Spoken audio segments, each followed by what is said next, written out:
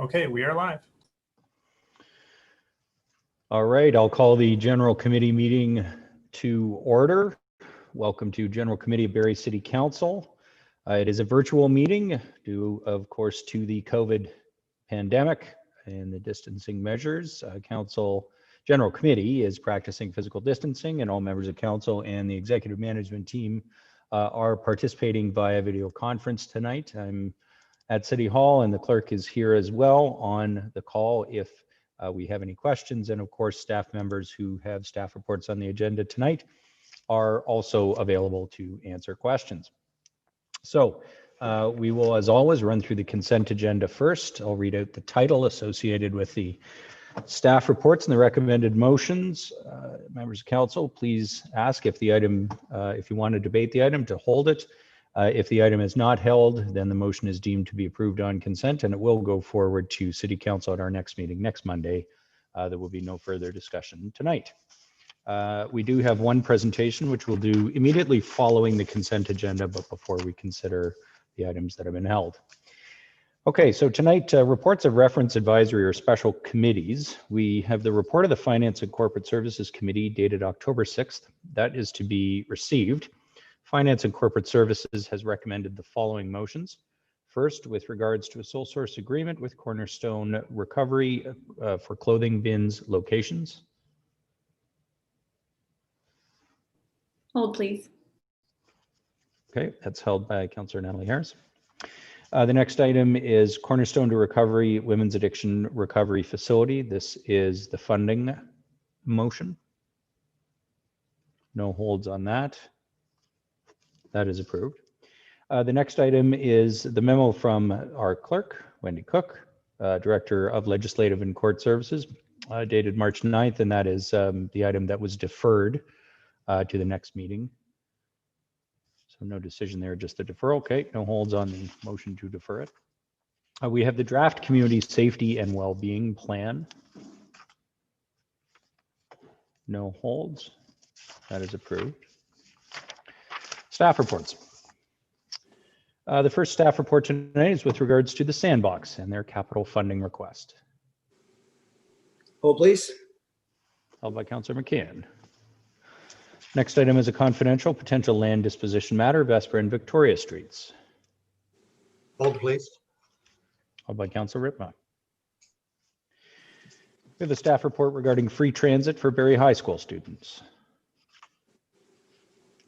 No holds. That is approved. That's to receive the report. And then the winner of the longest motion ever, the 2020 parking strategy. Hold. Held by Councillor Ward. Didn't think that was going to go without some discussion. Okay.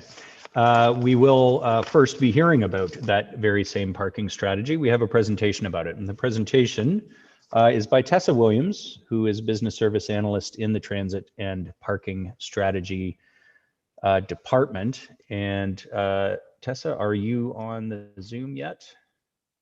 Yes, just coming in now. And I wanted to check that because I'm going to embarrass you right off the hop by recognizing you for just getting your registered professional planner designation. Congratulations on the RPP. Virtual applause, Council. It is a major accomplishment. It's a combination, for those who aren't aware of the designation, it's actually a combination of an exam, work experience, and education. And it is not easy to get, like all professional designations. So congratulations. Ms. Williams is going to be giving the presentation regarding the 2020 parking strategy, and I will hand it over to you at this point. Thank you, Mayor Leland. I'll just go ahead and share my screen.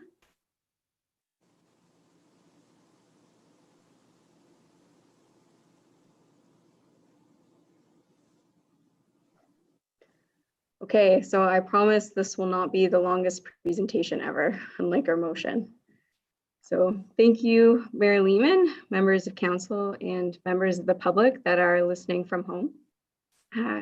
As you know now, my name is Tessa Williams, and I had the great experience of leading the parking strategy.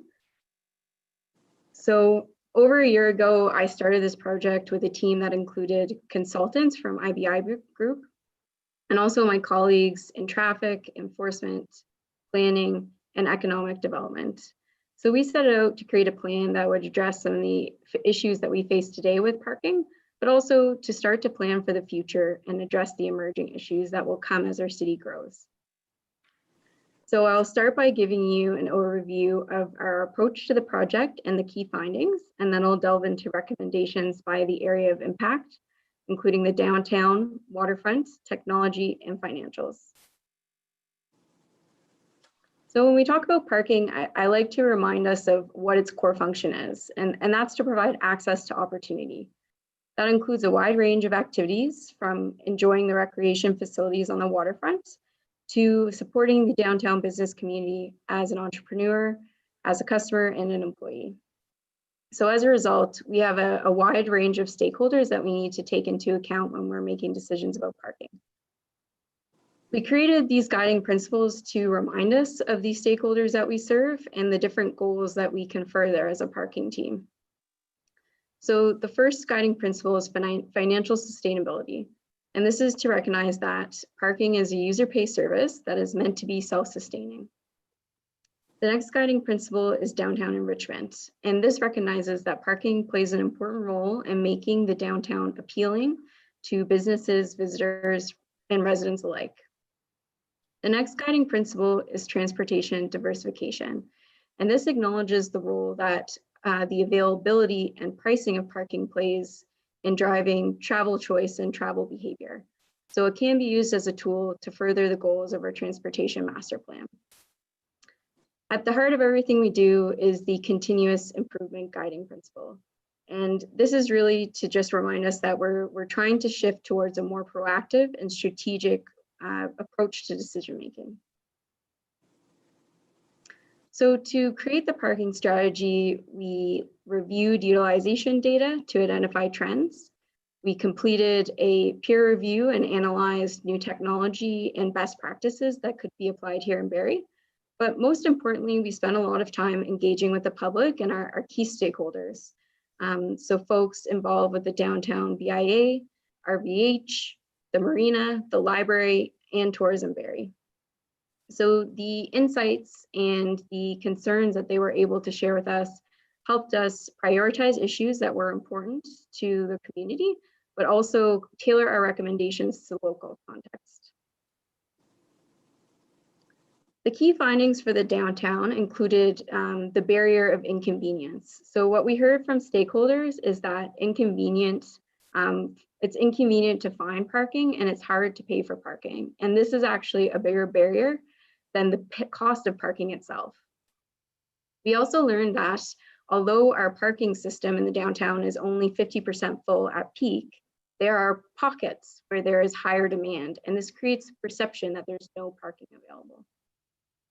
We also did parking projections that took into account population growth, changes in travel behavior, changes to our municipal parking supply, and infill redevelopment. And so what we found is that in the year 2041, the downtown parking system will reach effective capacity. Some opportunities we see for the downtown parking system are technology. It has the potential to solve multiple problems we face, including offering cashless payment methods and offering enhanced wayfinding to help people find nearby parking. We also learned that our municipal control of the parking supply is a bigger asset than perhaps we previously valued it as.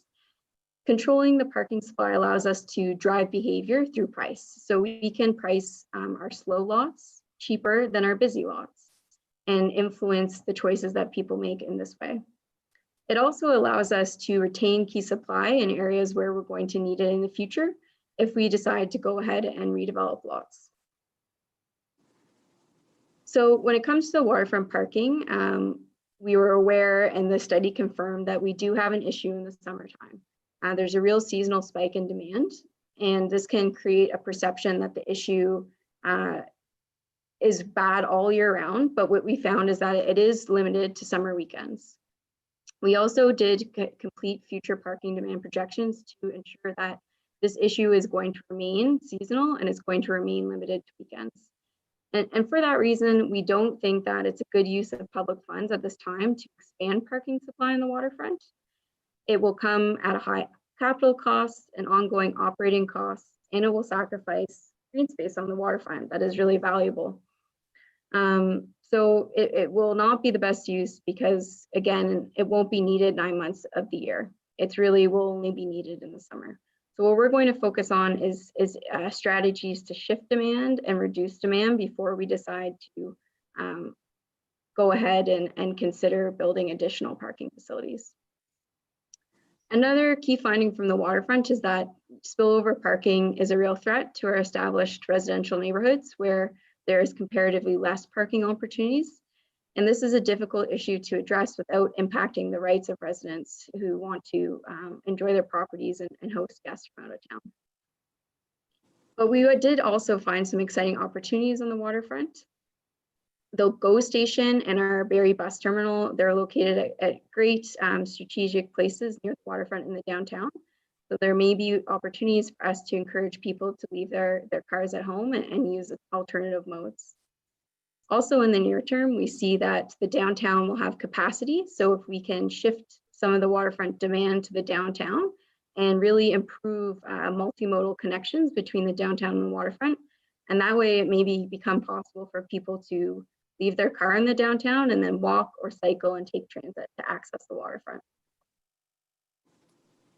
So when we look ahead to the future, I think one of the biggest takeaways from this project is that our status quo approach is not enough.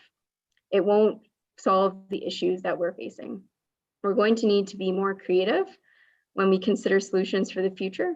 So that means looking to shift demand and manage demand before we jump to building our way out of congestion and trying to build more capacity.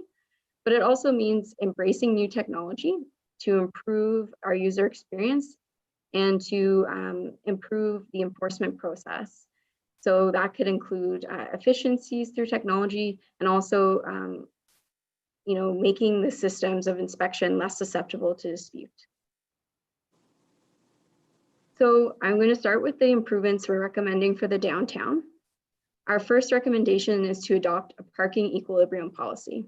This will be coming through the new official plan process.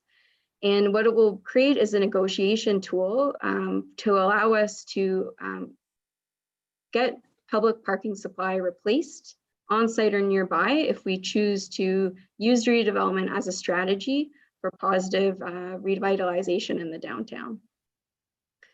We're recommending changes to our pricing structure to optimize the parking behavior. So essentially what we'll be doing is reassigning a higher price to the busiest lots and pricing the slowest lots cheaper. So this will create a price incentive to drive traffic to underutilized facilities such as the Collier Street Parkade. We're also recommending some changes to the library lot to address concerns from our stakeholders. So we'll be removing monthly pass access and we'll be recommending a 3-hour time limit. The intent is to really drive turnover of parking spaces and to increase availability for parking patrons.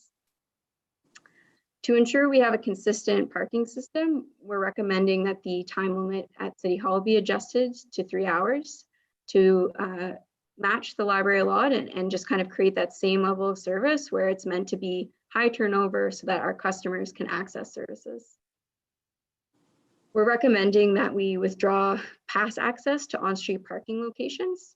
On Collier Points, Parkside Drive, and Toronto, there are areas where you can use a parking pass and park all day.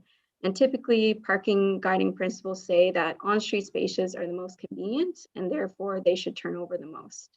So that's why we're making this change, is again to improve access for customers so that next time you try to go to the bank, there may be a space available, whereas right now somebody could park all day in front of the bank and take that space away from a customer.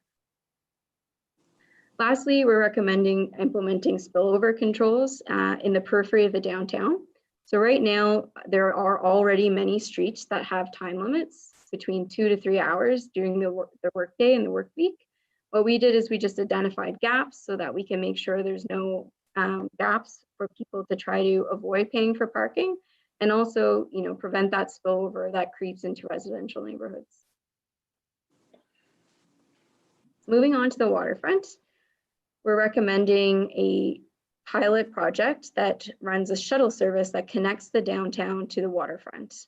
So the service will be finalized closer to the launch, the exact routing and frequency, but the intent here is to shift parking demand away from the waterfront by connecting Centennial Beach to the downtown lots that have capacity on the weekends. And we're hoping this will have positive trickle down effects to the downtown business community. We're recommending controlling parking near waterfront access points. So this will mean on-street parking controls that will limit on-street parking during the summer season to vehicles that are displaying a valid resident waterfront parking pass.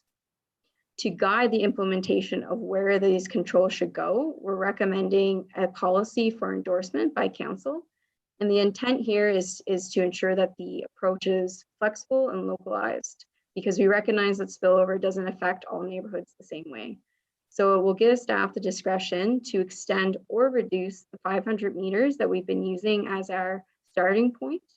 And that way we can work with the work counselor to get approval and ensure we're implementing these controls in the places they're really needed. Fourth, we are recommending removing downtown pass access from waterfront parking lots. And this is really just meant to keep the system separate and reduce confusion about the whole downtown waterfront binary that we are using. Next, we're recommending to allow vehicles without trailers to park at boat launches during the winter.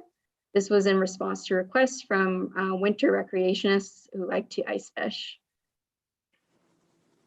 Next, we're recommending permanently expanding the Marina Pass eligibility. This change was made in the emergency order, and it's intended to make more parking spaces available close to the slips where boaters want them most. Next, we're recommending contributing to a wayfinding master plan.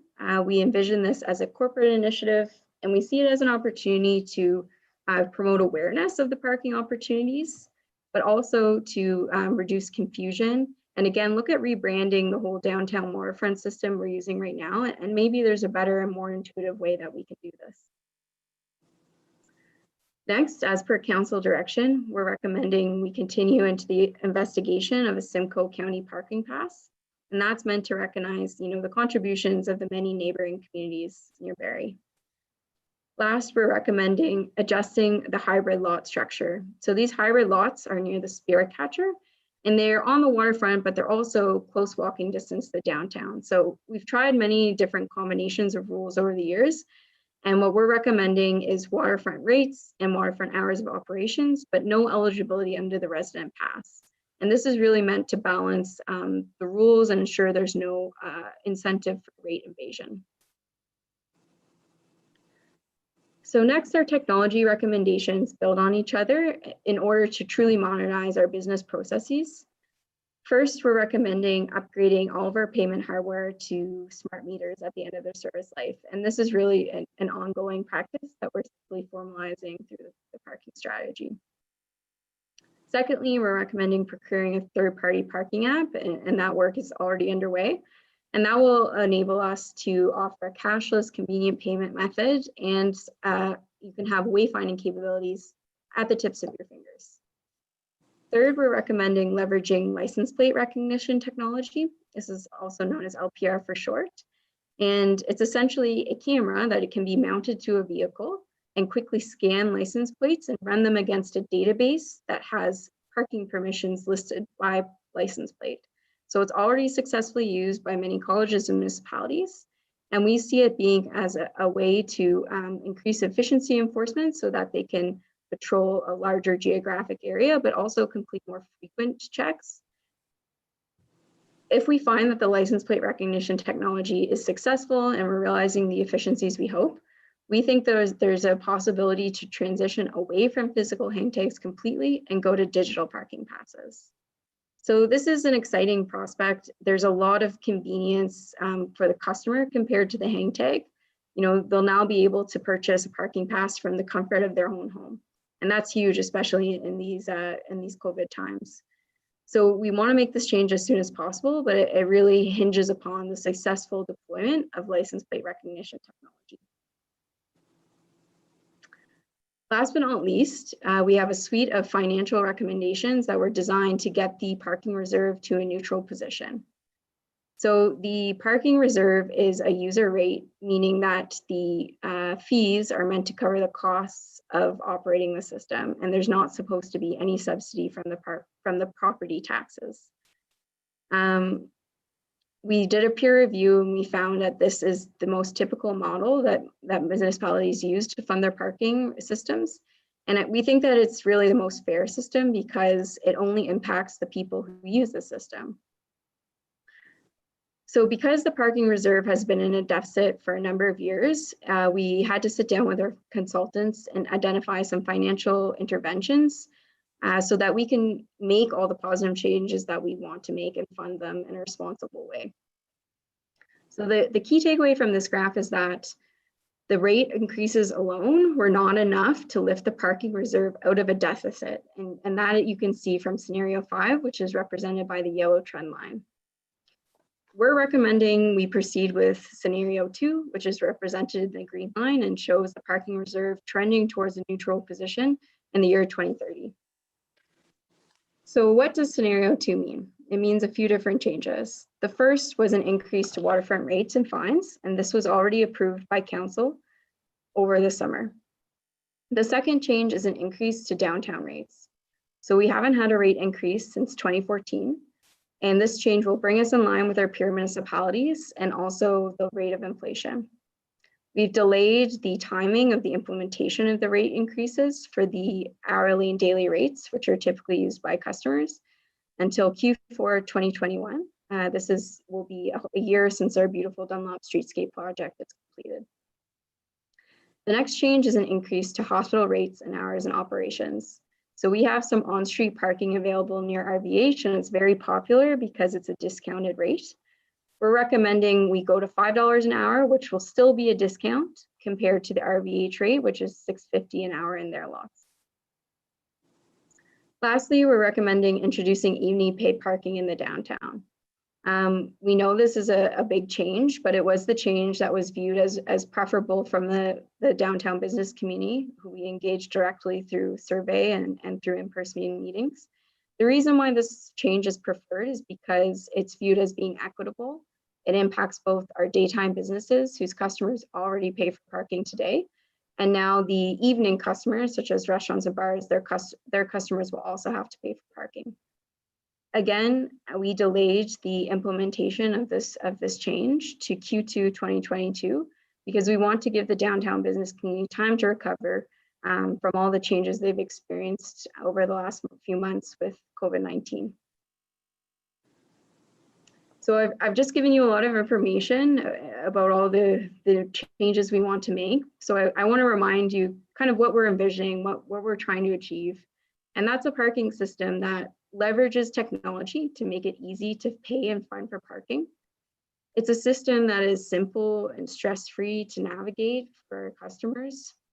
And it's a system that's sustainable so that we can continue to improve and invest in the public realm.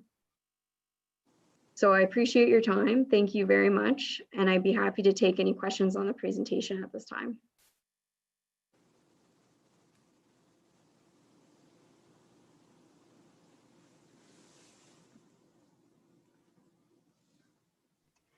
Okay, thank you very much, Ms. Williams, for the presentation. Just going to get my grid back. There we are. Members of General Committee, do you have any questions for Ms. Williams about the parking strategy? Councillor Aylwin. Thank you, Mayor Lehman, and thank you, Tessa, for the presentation, and thank you so much for your work on this. This is a huge undertaking, but there's some really exciting and interesting stuff. Interesting. I never thought I'd say that parking strategy was interesting, but here we are. So my question is around the different scenarios that you had on slide 12, I believe it was, with the graphs. I'm wondering what the reasoning was for not going with scenario 4, which was rate increases and waterfront paid parking. It's my understanding that the consultant recommended this scenario, but I'm interested in hearing why scenario 2 was picked instead. Ms. Williams. Certainly, through you, Mayor Lehman, to Councillor Aylan. We ultimately based that decision off of feedback. So we did a lot of engagement with the residents. We had a highly participated in survey, and we actually put that question out to the public. Would you continue to use the waterfront if you had to pay for parking? And the results showed pretty strongly that this was not a change the public was in favor of at this time. And for that reason, we decided to pursue an alternative scenario that would be more publicly supported. That's great, thank you. And certainly with the evening parking, I'm hearing the same thing from the downtown business community, that it is an issue of equity, with the daytime businesses always having paid parking and the nighttime businesses not. So I'm excited by that change. Thanks for your answer. Thanks, Councillor Irwin. Councillor Harris.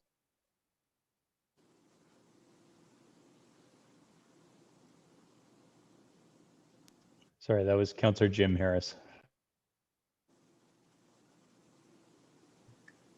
Thank you. Can you hear me fine? Okay, thank you. Ms. Williams, thank you for a great presentation, and thank you to Mr. Forsyth and the team for allowing us to have a pre-consultation to see some of this, because there's so much involved in the parking, and we went through so much in the summertime. So having that opportunity was really appreciated. I have one question, and Mr. Forsyth might be not surprised. I'm going to ask about the license plate recognition, which I think is a really interesting opportunity. And I think one of the things that we see a lot is in relation to developments is the fear or concern about the potential future parking problems that might happen because of increased volumes in cars in neighborhoods. I know, for example, recently I was appreciated having a parking inconvenience bylaw suspended related to the Allendale Waterfront GO station, because the parking place restriction was put in place to prevent GO riders from parking all day in front of homes in the area.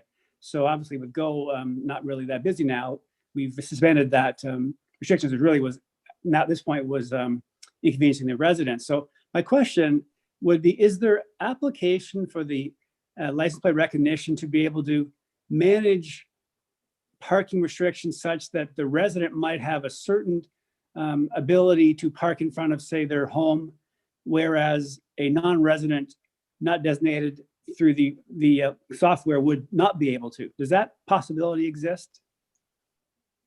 Ms. Williams. So thank you. Yeah. Thank you. Through you, Mayor Lehman, to Councillor Harris. Yes, that possibility exists. We know that there are other municipalities who administer parking programs that are based on certain neighborhoods or perhaps residency in a certain municipality. And they do use the license plate recognition technology to administer those programs. Thank you. So in the new parking strategy, might there be some separate, I guess, once we have the LPR, maybe pilots and opportunities to test what that might be able to do in and of itself as a strategy? Through you, Mayor Lehman, to Councillor Harris. Yes, certainly when we get the license plate recognition pilot started, we have a full 12 months where we want to test the capabilities, and we'll start with more basic things like time limit parking, and we can progress to more complicated things such as a resident parking pass if we're seeing success and if we're seeing the technology is working how we expect it to. And so we'll be working very closely with our colleagues in enforcement to go through that pilot and collect that data and really understand the true capability and how it can help us solve some of the parking problems we see here in Barrie. Great. Thank you very much for the answers. It's exciting to have this new tool coming on board, so I appreciate it. Thank you. Thanks, Councillor Harris. Others with questions? Anyone else have questions for Ms. Williams? Councillor McCann. Thank you, Mayor Lehman, and thanks, Tessa, for the presentation. I've got a couple questions that you may or may not have. When you talked about the survey that people found it hard to find and hard to pay, I'm just curious because it kind of relates to maybe an amendment I'm going to put on later on tonight. The test market, was that a couple hundred people? Was that a couple thousand people you asked? And was it all central downtown Barrie? Did you have that information handy? Ms. Williams. Through you, Mayor Lehman, to Councillor McCann. I don't have the survey results in front of me, but I know that we had over 500 responses and we did track postal codes. So that was the public survey that we put out. We also did a survey that was specific to business owners, and we heard from 50 businesses. And again, we asked them, what is the area we can improve the most? And the metric from that was that more businesses answered that it was hard to find parking over the cost of parking. So that's where we kind of found that message. So it was a snapshot of 50 businesses. Well, I appreciate that. And I know I'm kind of throwing a pretty detailed question. So if you don't have, a detailed answer for me, I appreciate that. But I guess the test market, you would say then, was a pretty dynamic throughout the whole city, wasn't just isolated to the downtown then, right? The postal codes were all across Barrie. Through you, Mayor Lehman, to Councillor McCann. Yes, the results from the general public seemed pretty diverse. And then the second survey, the business owner survey, we heard from businesses of all different types. We did measure that. So it was retail, service. We did hear from a mix. Okay, appreciate that. Thank you. A couple other questions to kind of maybe go on this license plate recognition. The cost of waiting and the cost of doing it now, have you analyzed at all what that cost would be if we were to maybe invest in that technology sooner than later to help pay down our debt? Is that something that you and your team have discussed? Through you, Marlene, to Councillor McCann. So we are actually already in the process of securing a vendor for a license plate recognition pilot. So that work is actually already underway, and we're very close. We're just dealing with some insurance issues, which is frustrating because we're eager to start, but it's an important piece to get right and to limit risk. And so that work is actually underway. We're going to test that technology as soon as possible without delay, and then report back a year, once we have a year's worth of data, to decide if this is something we should invest in further. Okay, and then the credit card payment plan, is that coming in the near future as well? Through you, Marlene, to Councillor McCann, I believe you mean the parking app. Is that correct? Yeah, through your credit card, yeah. Mm-hmm. Yeah, so the parking app is exciting. We actually have a kickoff meeting scheduled this week to start planning the steps necessary to do a soft launch.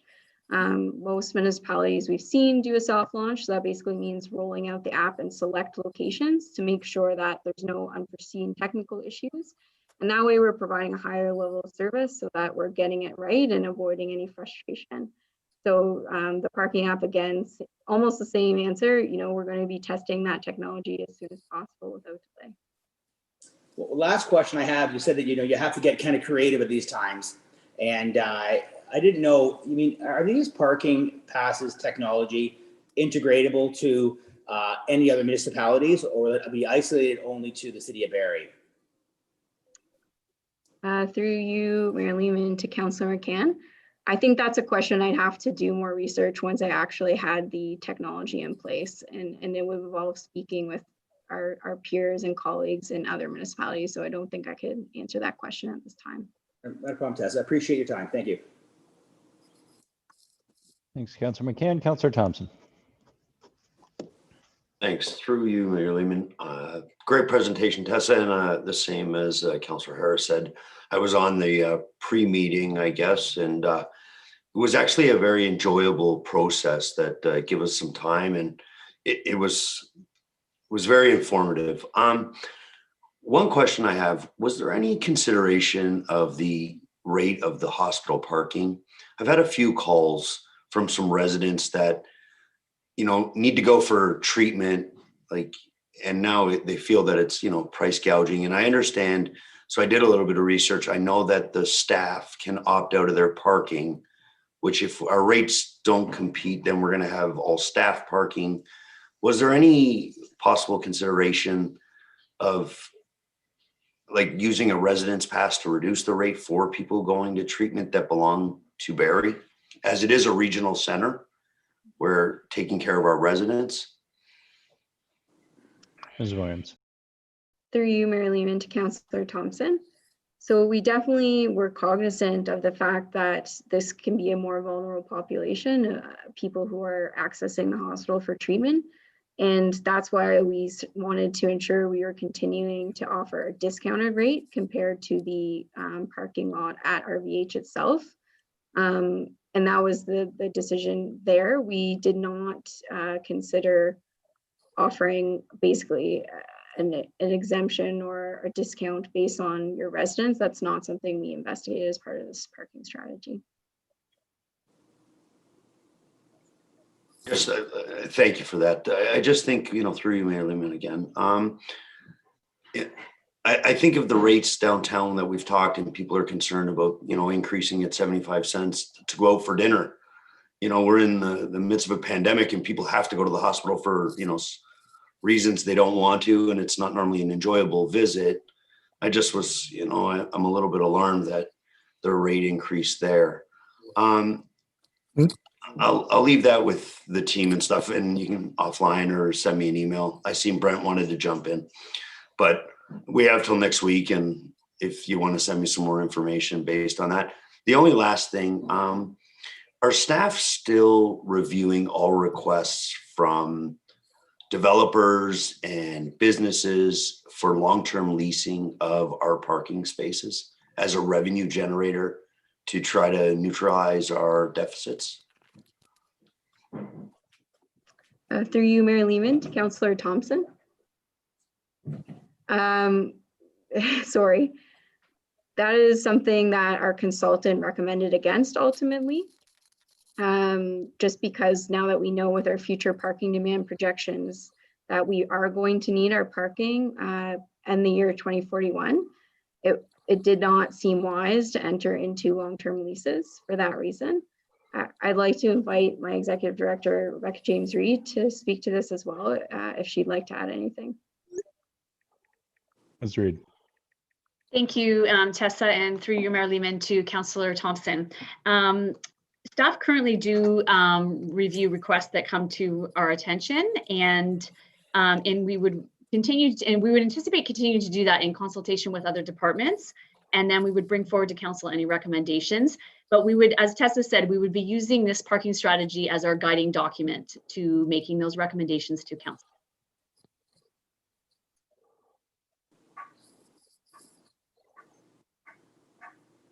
Okay, thanks, Councillor Thompson. Councillor Morales. Thank you, Mayor Lehman. I had a question about the presentation we saw. I don't know if I missed it, but I saw nothing in regards to sponsorship and marketing of our parking spaces. And what I mean by that is I said it back in 2016, 17 when it came up. There's so many opportunities to rent the space that the actual parking, they're not meters anymore, but where you go get the piece of paper, if we even have them in the future. There's spaces to maybe do some wrapping along walls, and there's a bit of parking that we have in the parkade. We see this in the GTA. It works. It brings money. We passed the sponsor. I remember the answer getting at that time was, "Oh, don't worry. We're going to take a look at we're going to develop a sponsorship strategy, and that's going to be. We're going to see how we can do this." Do you see any opportunity to incorporate marketing, or at least go to market and see if there's interest within this, so we can get that line going up? Through you, Mayor Lehman, to Councillor Morales. I mean, certainly we want to consider all options that could help the position of the parking reserve. This is not, the sponsorship opportunity was not something that our consulting team highlighted as being perhaps the right return on investment. However, we can certainly, if this is something that council is interested in us looking into further, I think it's something that we could do with the assistance of our capable team in communications, as well as economic and creative development. Okay, I'll send it over to Ms. James Reed. Ms. James Reed, why 3 years later, why wasn't this even explored? Ms. James Reed. Thank you, through you, Mayor Lehman, to Councillor Morales. My recollection of the previous parking strategy was that it was a commitment by the BIA to explore partnership and sponsorship. As you know, our sponsorship portfolio has moved a little bit from department to department. It's certainly something that we would consider as we move forward. However, we're not sure that the timing is ideal right now, post-COVID, with the whole entire sponsorship landscape. But we would certainly add this to the list of assets that the sponsorship coordinator is exploring. Yeah, this is something I brought up 3 years ago, and at least I want to know what it's going to look like, and I definitely would like to see it incorporated, considering we do have a sponsorship policy to guide that. Thank you. Okay, thanks, Councillor Morales. Deputy Mayor Ward. Thank you, Mayor Lehman, and thank you very much for the presentation, Ms. Williams. I just had one question. That was about the, you referenced the peer review or the what our other municipalities are doing. I know it was part of the IBI report.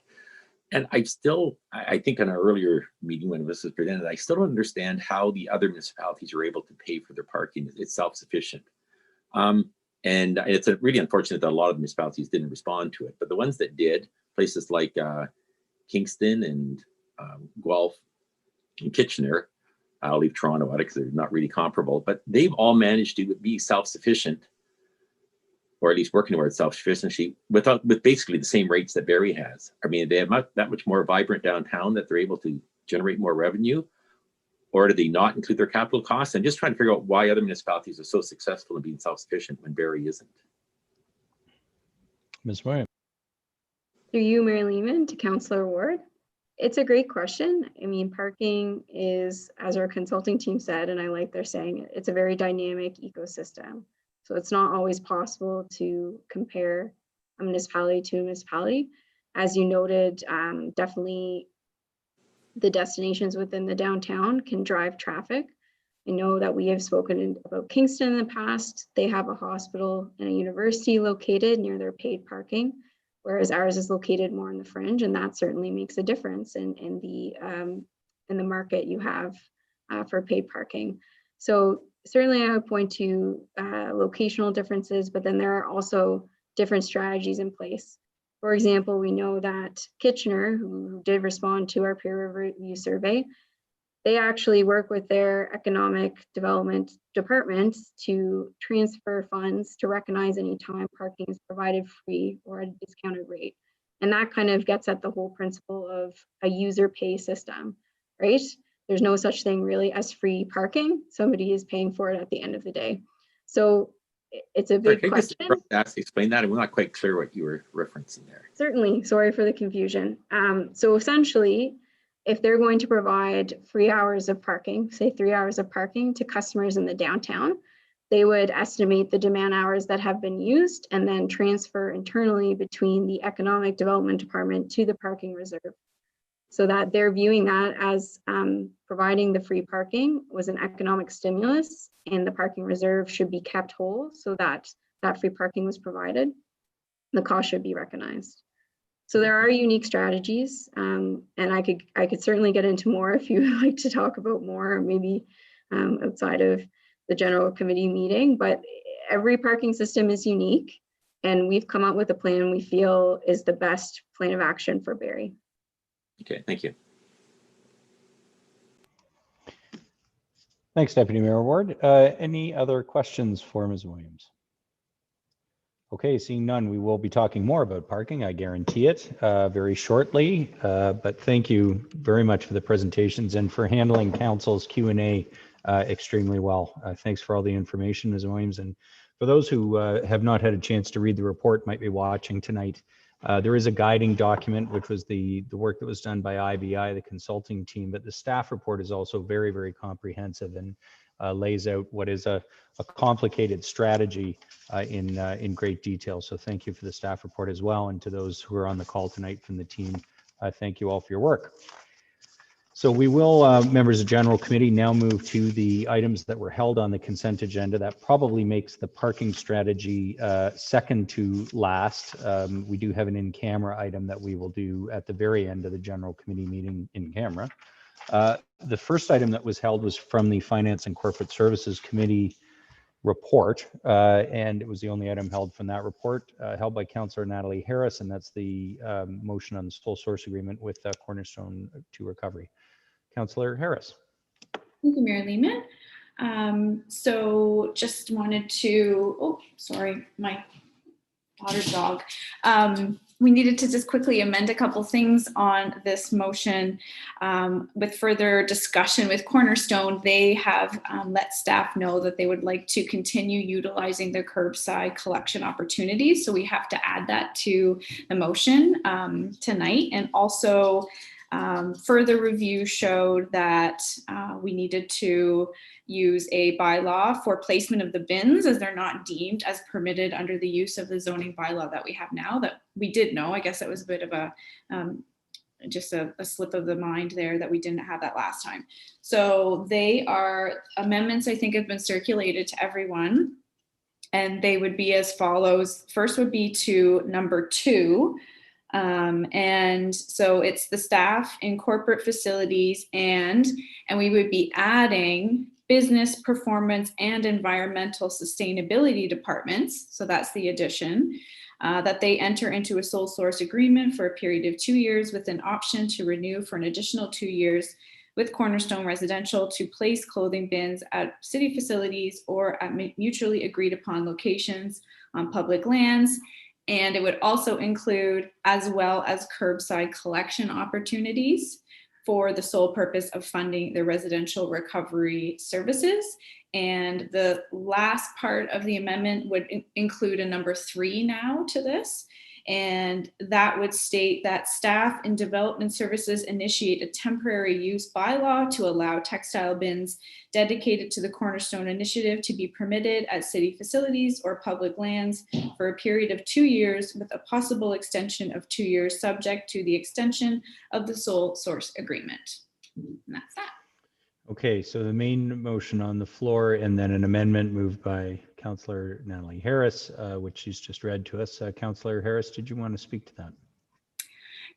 Yeah, it's pretty straightforward. I think it's a great idea. You know, staff has really been in great contact with Cornerstone and their staff, and they, like I said, they want to express that they wanted to continue with the curbside collection as well. We had that successful pilot ran, so I think that's a great idea. We're collecting more textiles and diverting it from the landfill is a great plan.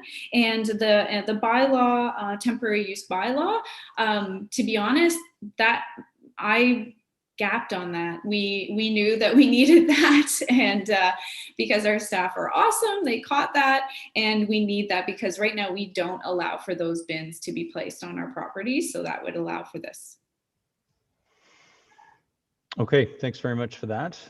On the amendment, members of General Committee, comments or questions?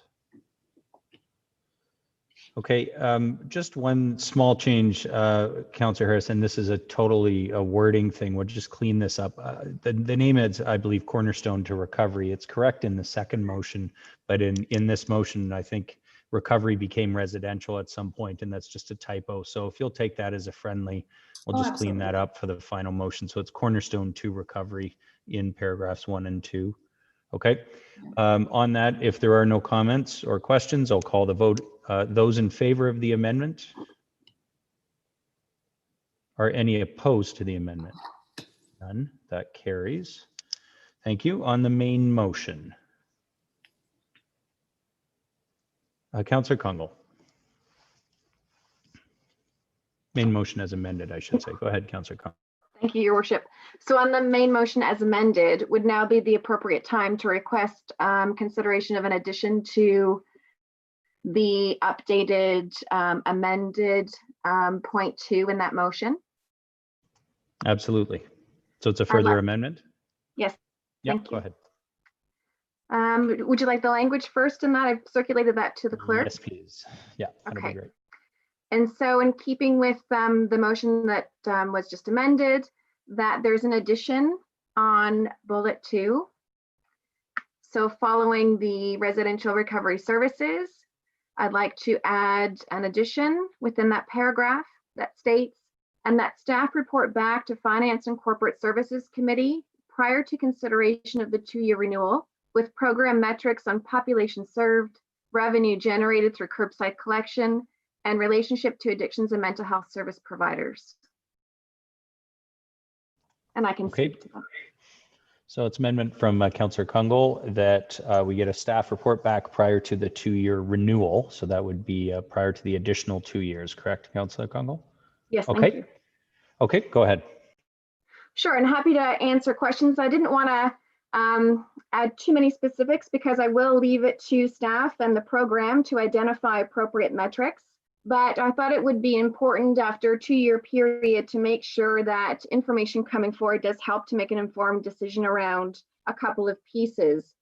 And one is that knowing we're seeing quite a lot of investment in mental health across the region, we're seeing some changes with our provincial systems. It would be great to see how this new resource is integrated or connected from referral pathways.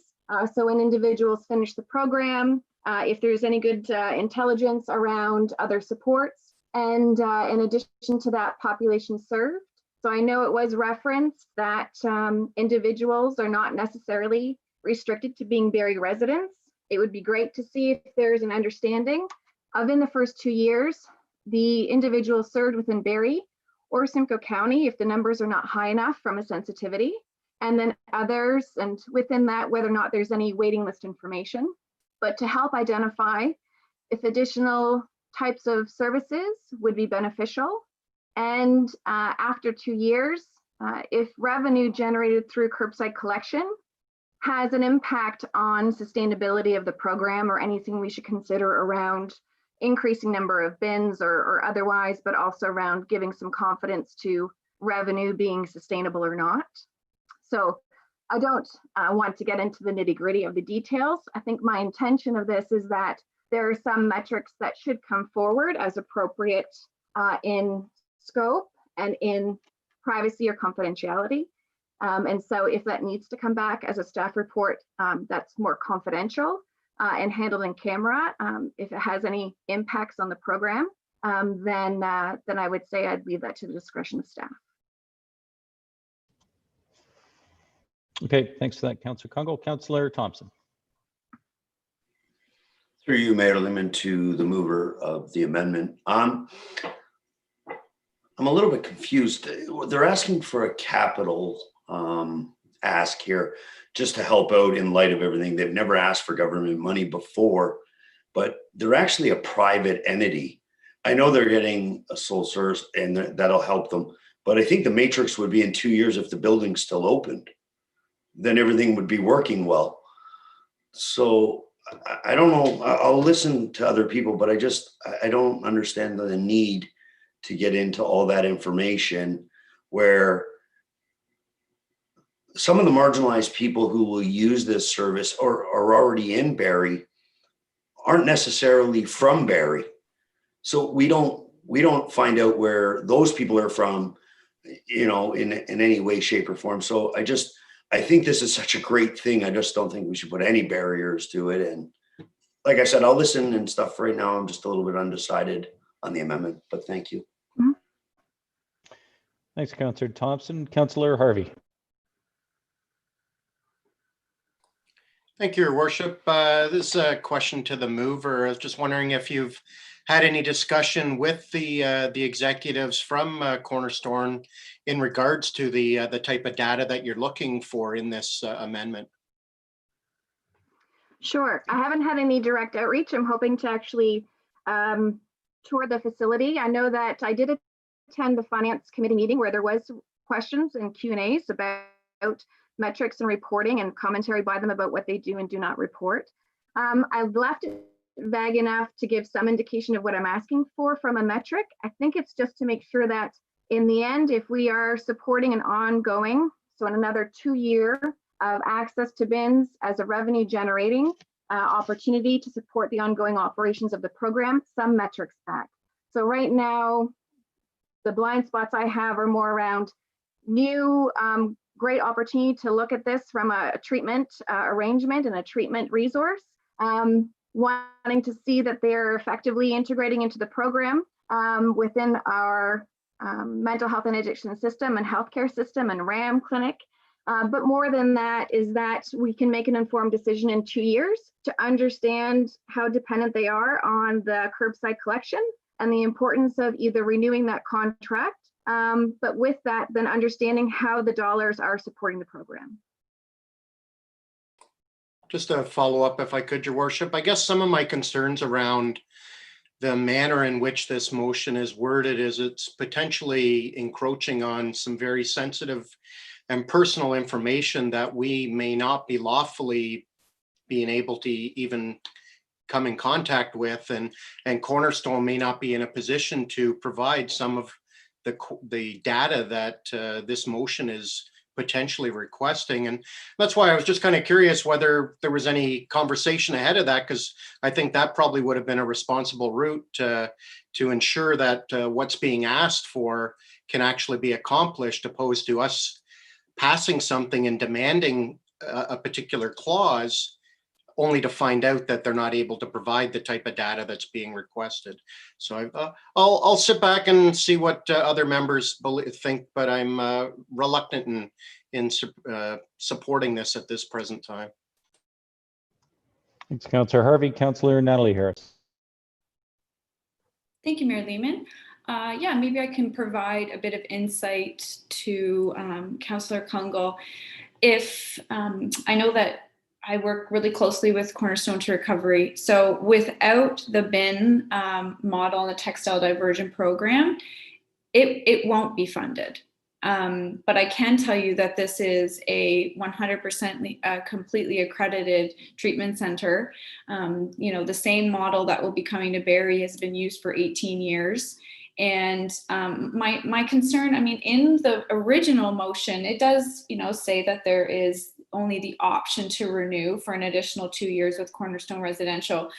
I would feel more comfortable. I see what you're saying, but you've made it vague. I get your intention of making it vague, but I would rather have you have that conversation with Cornerstone to get the metrics that you're looking for, make sure that those metrics are possible with respect to confidentiality. I have no problem if they say, yeah, collect the data and they're good with that. No problem at all.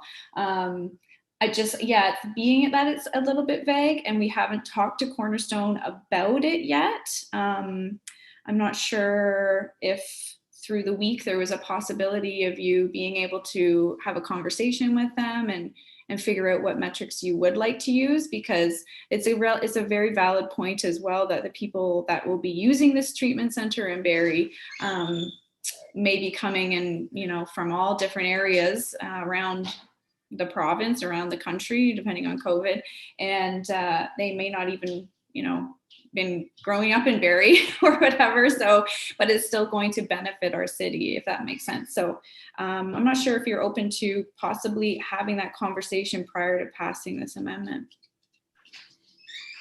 So through your worship to Councillor Harris, I guess I'm coming at this, and I'm happy to cut off the sentence out with program metrics. And perhaps I'm open to following up with them. I did hear statements during the meeting about what they were and were not looking to share around information, and I appreciate that at this stage in the development. I think after 2 years, I mean, I'm not, of course, and coming from a healthcare public health background, we're not talking about releasing information at a level of public information. It would be pretty rough after 2 years and at a level that would be appropriate. But it would be some indication of who's being served and supported by this through locally generated revenue. And from that, ideally seeing that there is a formalized relationship integrating and referrals are being effectively done with other supporting resources and social services across our city, should individuals intend to stay or depending on their next steps. So my intention is that I did not hear an intention to capture metrics or share metrics. I'm just looking at a pathway, if it needs to be in this motion, to ensure that some information is coming back to give us an indication to say, you know, knowing that there is a reliance on revenue generated from curbside collection, is there also any type of jeopardy in 2 years if we're not seeing people donating and giving to bins in a way in which that's expected? So if there's, you know, a loss in revenue expected, what is the risk to the program and how do we look at that in our conversations? Councillor Harris. Thank you, Councillor Kunkel, through you, Mayor Lehman. Maybe would it be possible to reword your amendment to say, and that staff report back to Finance and Corporate Services Committee prior to consideration of the 2-year renewal with program metrics decided upon and agreed upon between Cornerstone to Recovery and staff? Yeah. Sure, I'm open to that through your worship to Ms. Harris. Absolutely fine. I'm more concerned that there's at least some pathway to be able to request formally that some information is able to come back with the potential ask for a renewal. No, I agree. I think, to be honest, I was kind of expecting it in the wording that we had in the original motion, but if you want to make it a little bit more specific, that's totally fine. And I think it's great, sorry, through you, Mayor Lehman, as long as it's in communication with Cornerstone to Recovery, then I feel comfortable with that myself. Thank you. Okay, so if I might jump in here just on the wording. So I think after the words program metrics, it would be program metrics in consultation with Cornerstone to Recovery, or program metrics developed in consultation with Cornerstone to Recovery. Is that satisfactory to both the mover of the amendment, Councillor Kunkel? I believe that will meet my intention. Thank you. Yes, that's Okay. great. Thanks for that. So on the revised wording of the amendment, any further comment? I'll just briefly, oh, sorry, go ahead. Jim Harris, Councillor Jim Harris. Thank you, Mayor Lehman. I apologize. I did freeze up a little bit there, so I might have missed something. I apologize. Maybe I think we've got to where we were, what I was thinking, Councillor Kunkel was really trying to give us some detail on the amended paragraph 2, which talks about, you know, how we're going to know in 2 years whether we do 2 more years. We don't want to get into the specifics of the treatment, because the reality is, with so few women treatment centers in the province, people from all over the province will probably be coming here. I mean, that's just the way it is, right? Because you're desperate for services, you go where they are. So right now, all of our women go outside of Barrie because we don't have one. So this is the reality. So I would say that if we could find something just that gives the business performance and environmental sustainability department something to gauge the next 2 years by, that's really what you're after, right, Councillor Kunkel? So, okay. And you may have got there. I apologize. I froze up for a bit. So if you and Councillor Harris have got there, then thank you for catching me up. I appreciate it. Thanks, Councillor That's Harris. great. Any other comments on the amendment? No, I'll just say I think it is a good idea to have the reporting back. I do think perhaps some of the information that is available would be subject to constraints, or that was discussed. So I agree, it should be done in consultation, of course, with Cornerstone. I guess the one asterisk I'd put on this, and it would be relevant to the main motion as well, is another reminder that this isn't a contract with a service provider.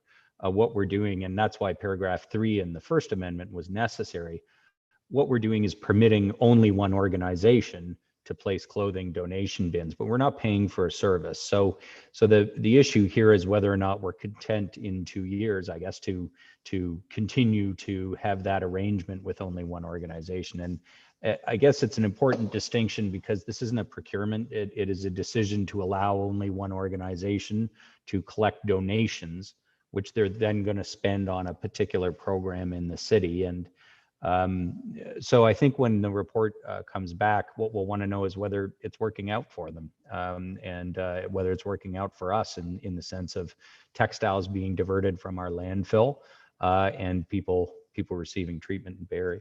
So I will support the amendment because I think that's a good question, but I wouldn't want this sort of misinterpreted as us setting sort of conditions on a future contract. It's not a contract. It's a decision to allow a social enterprise to receive donations on a local monopoly basis, because they are able with that to do this great work. So, okay, on the amendment, I'll call the question. Those in favor of the amendment, please indicate. Is anyone opposed to the amendment? None. That carries. On the main motion as amended twice. Any further comments? Okay, I'll call the question. Those in favor of the motion as amended. That's unanimous. Thank you very much, members of the General Committee. That is Separate report. separate report's been requested. Madam Clerk, we'll do that one as a separate report for council. Or separate section anyway. That brings us to the staff reports. And the first staff report that was held was regarding the Sandbox. Councillor McCann, you held this. Thank you, Mayor Lehman. I have got an amendment, the main motion on the floor, and I'd like to put an amendment, please. Yep, go ahead. To amend paragraph 6 to read as follows, that the 2-year lease agreement extension with the Sandbox be approved in principle, subject to the Sandbox successfully addressing the assessment parameters identified in motion 17G 252. Secondly, to add to the following paragraph, that the Sandbox be provided $300,000 in funding from the Community Benefit Reserve in response to their request for capital funding. Okay, thanks very much, Councillor McCann. We have an amendment. The first part of the amendment would be to approve in principle a 2-year extension, but subject to the agreement on assessment metrics, I guess. And then the second part is to approve $300,000 in response to the request for capital. Go ahead, Councillor McCann. Thank you, Mayor Lehman. I do have a bit of a lengthy explanation on why I believe that council should invest $300,000 extra into the Sandbox. So hopefully council and you, Mayor, will give me that leniency. I'll try to be as quick and as direct as possible. You know, it comes down to it, whenever we invest, whether it's personally, privately, in business, especially our taxpayer dollars, I believe that, you know, the 3 Ps come in effect where, you know, the people, the process, the product and service have to be top shelf. And for those who don't know about the Sandbox, whether they're on council or whether they're taxpayers that are watching, you know, there's 4 main members of the Sandbox that were instrumental on getting us to where we are now. The first one is Craig Bush. He's a serial entrepreneur and he's a visionary. He's a real global individual. Chris Garapi, which is specializes in building materials, and he helped with the design. He's no longer with the organization, but he was instrumental on lifting this off the ground. You've got Thomas Ambo, who's a business entrepreneur himself, and he's a visionary. And I've heard this more than once in my lifetime, that he's brought more companies public than anybody else in Barrie. A real mastermind when it comes to business. And then we've got Joanne McFall, who is a managing partner at Barrister, and another strong pillar. And the Sandbox organization has done some great things over the past year. And as more members come into the Sandbox, it builds its strength. And I've been asking around council and business leaders, you know, what they think about Sandbox. And I do believe that there's quite a bit of mystery, that people don't actually know exactly what they do. So I thought I would maybe take this opportunity as quick as possible to let council know why I think this $300,000 investment is needed, and why we should support Sandbox as we did in past council. You know, there's 2 real main reasons why we should invest the $300,000. Their first one is quite simply, they've brought more than $300,000 of value into our building. And I'll explain that in a few minutes. And also to the economic value to our community. To give a little history, Craig Bush and his team came to past council, and we really supported Sandbox because it was really a new entity. City of Barrie said, okay, we're going to investigate through council decision. City of Barrie hired St. Regis to do a report. they came out and said, if everything that you want to do, it's going to cost roughly $1.4 million to build up the Sandbox the way that they want to build it and the way the City of Barrie want to build it. And I don't know how we got there, but city staff and the Sandbox decided that it would cost $1 million. Well, they spent 1.8 million. So there's an $800 surplus that the Sandbox is responsible for. And that's why we're here today to see if we can relieve some of that financial burden, because I believe that that it's a good investment. You know, I talked to Craig Bush, I believe Thursday or Friday, and he really broke it down to me. I've talked to a few members since then, and he believes that, you know, the $800,000 surplus was needed because of the vision that they have to attract the type of people and speakers and businesses and do what they believe they do. This was a must spend. But they also recognize that there's needs and there's wants. And some of that $800,000 was a want. And they believe that the City of Barrie taxpayers don't need to, participate in some of that money, which would be like the patio and some of the floor to ceiling windows. So it's really $600,000 that they're saying that they're over budgeted.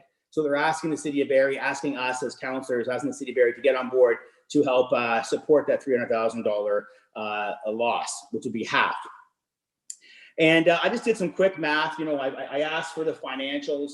I know Councillor Harvey talked in great detail with Craig Bush as well.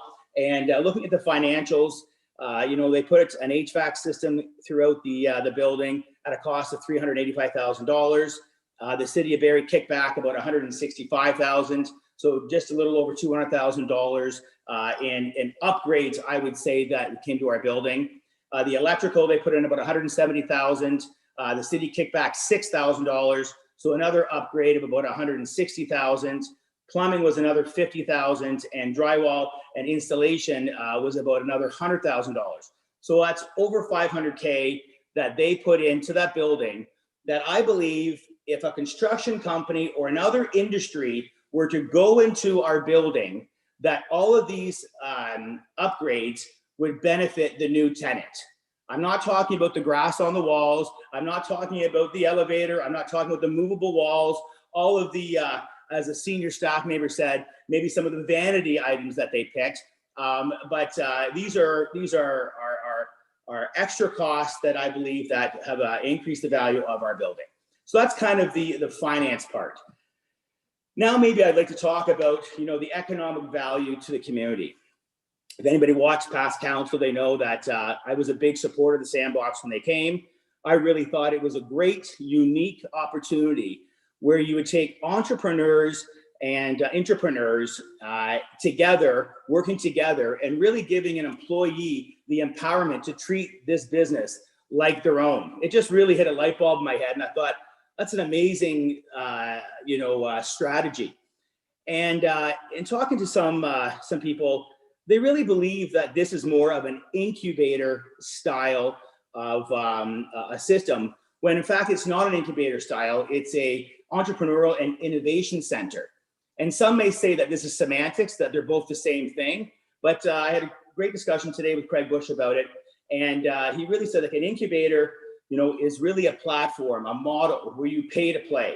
You actually are in an incubator system, and you have to pay to be there. You're surrounded by like-minded people, mostly in the tech industry, and that's the benefit there. And we see incubators in the KW, in some pods in Toronto, and especially in California. Where this is different, this entrepreneurial and innovation center, it really helps the small business, the startups.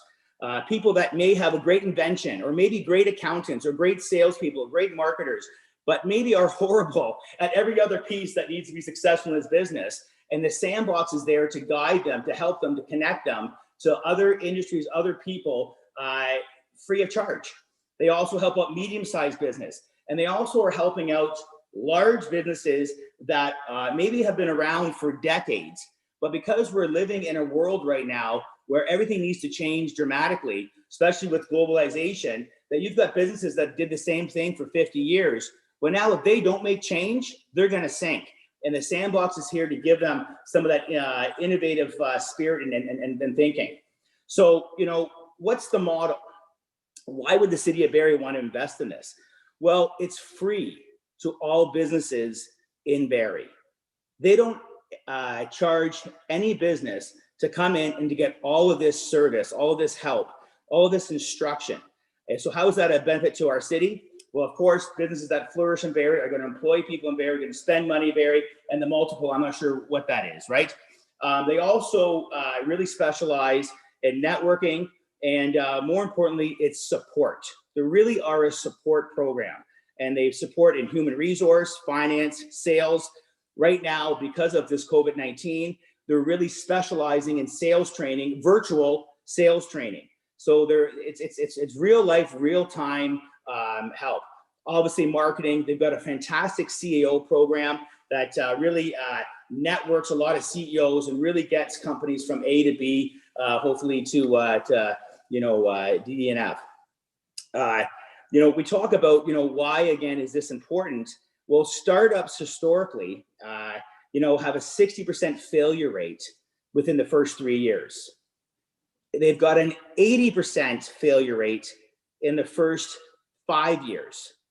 I don't know a better word than passionate, but Craig Bush was just animated in front of me telling him that it is Sandbox's drive, their ambition, their hunger to bring that number down and make Barrie a global entity where those numbers change. They are fierce when it comes to helping the entrepreneur.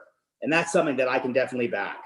What are some real tangible assets to that's all maybe stuff that you can't really quantify, but what you can quantify is the people and the entities and the businesses that they are attracting. They brought in 3 chief economics experts.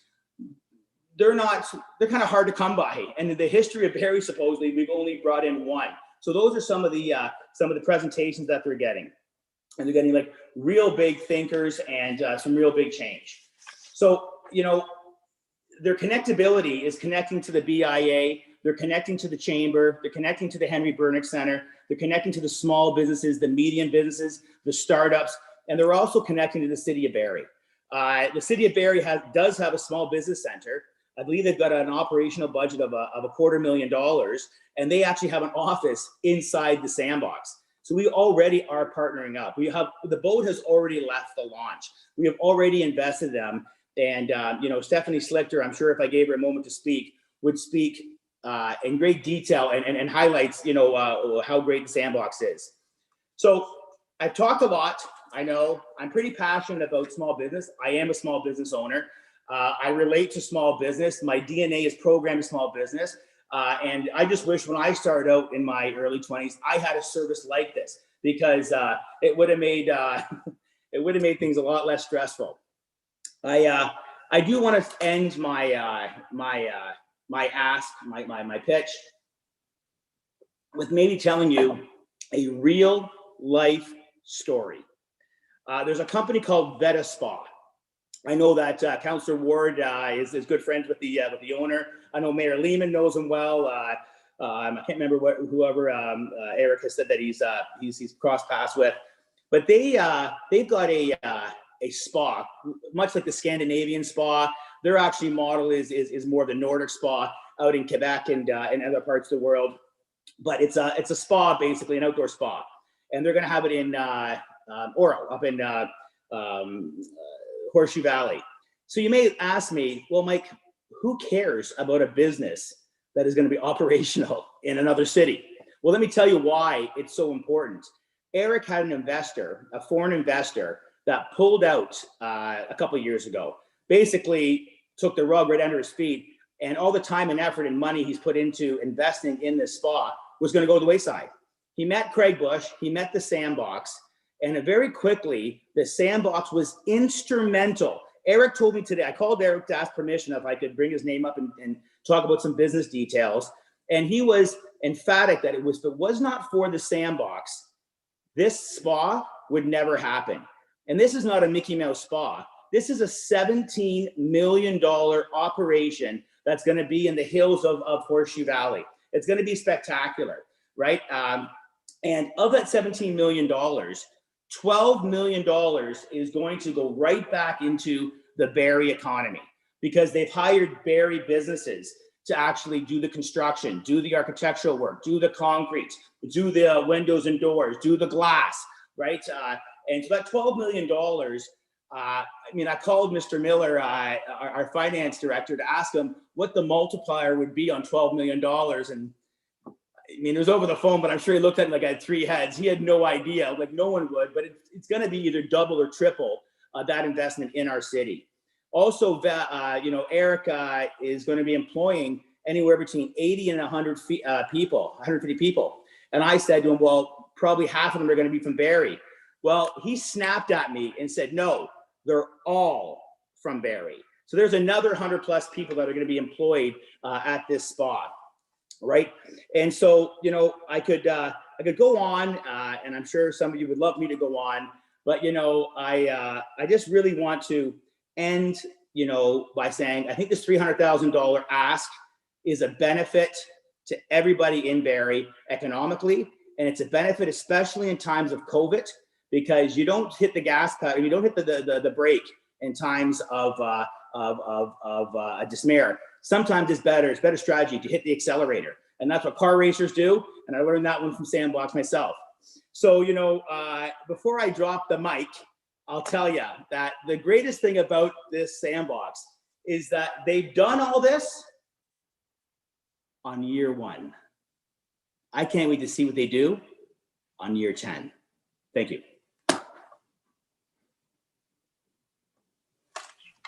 Okay, other comments on the amendment? Councillor Natalie Harris.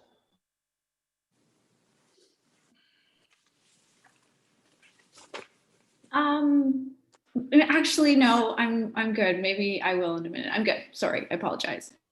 Okay, thank you. Councillor Sergio Morales. Thank you, Mayor Lehman, and I will never apologize for my inauguration speech anymore. Just wanted to clarify a small detail. I think Councilor McCann touched upon this, but just to kind of provide, this is really what stands out at me. $377,000 of what was spent by the Sandbox was to bring up the building to optimal situation. So translation, even if the Sandbox had not gone in here, even if we had just preserved our own asset for the purpose of being a smart city, we would have spent about $377,000 to do that. So when we look at the numbers that we have, I think it would be wise for members of General Committee to exclude that $377,000 that the city would have had to put anyways into it as well. So that's context. You know, it's not perfect that we're looking at $300,000 more, but the impact that the Sandbox has had and the reputation that it's causing, as the council member on the board, you know, we're always sometimes looking for new board members. We're looking for people to contribute, and we're getting names from the GTA. We're getting names that normally at reach we wouldn't have had, and this is very important. And like Councillor McCann said, this is only about a year or so of work that they've done, and it's been phenomenal. And if you're looking at purely from the numbers perspective, look at the capital, look at the increased value of our building, so the increased assessed value that we are realizing on our city asset, and also the fact that we're continuing to invest in that building. And down the line, with the farmers market coming forward, with a new tenant in the form of Burger King space, that is all creating critical mass, and that's kind of creating an ecosystem, a location where people are going to want to go. So I am in favor of Councillor McCann's amendment. Thanks very much, Councillor Morales. Others who wish to comment on the amendment? Councillor Harvey. Thank you, Your Worship. Like Councillor McCann, you're very impressive trying to sell it. And I'll be quite honest with you, after spending almost 3 hours with people from the Sandbox, you're just as passionate as they are, but I'm still having difficulty in really wanting to support this moving forward. And again, the Sandbox does great things. As it's been highlighted, they've only been around for a year, and they've done quite a lot in a year.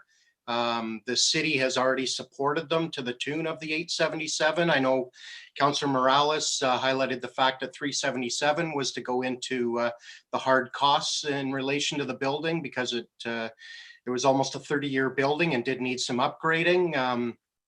However, not every lease includes that when you're beginning anyway. It depends on the terms of the lease at the beginning. So I don't necessarily buy that that's something that the city would have necessarily been 100% responsible for, regardless of what tenant would have been moving into this location. These were decisions that obviously the group decided to make moving forward. It's a beautiful place. They do great things. But their biggest successes, like Councillor McCann highlighted, are not here in the city of Barrie. They're in our bordering municipalities. Yes, there's some economic spin-off because some of our companies here in Barrie are being used for construction and things like that. However, Barrie's already committed $877,000 to this organization. Prior to this, we already had our own small business center. A lot of what they do is very similar. However, this takes it to a whole other level, I will agree. But to think that we need to commit another $300,000 of taxpayers' money after there's already $877,000 into it, I just have great difficulty with. Like, I mean, the town of Innisfil stepped up at the beginning. They're listed as one of the initial donors when the Sandbox was being first brought to us.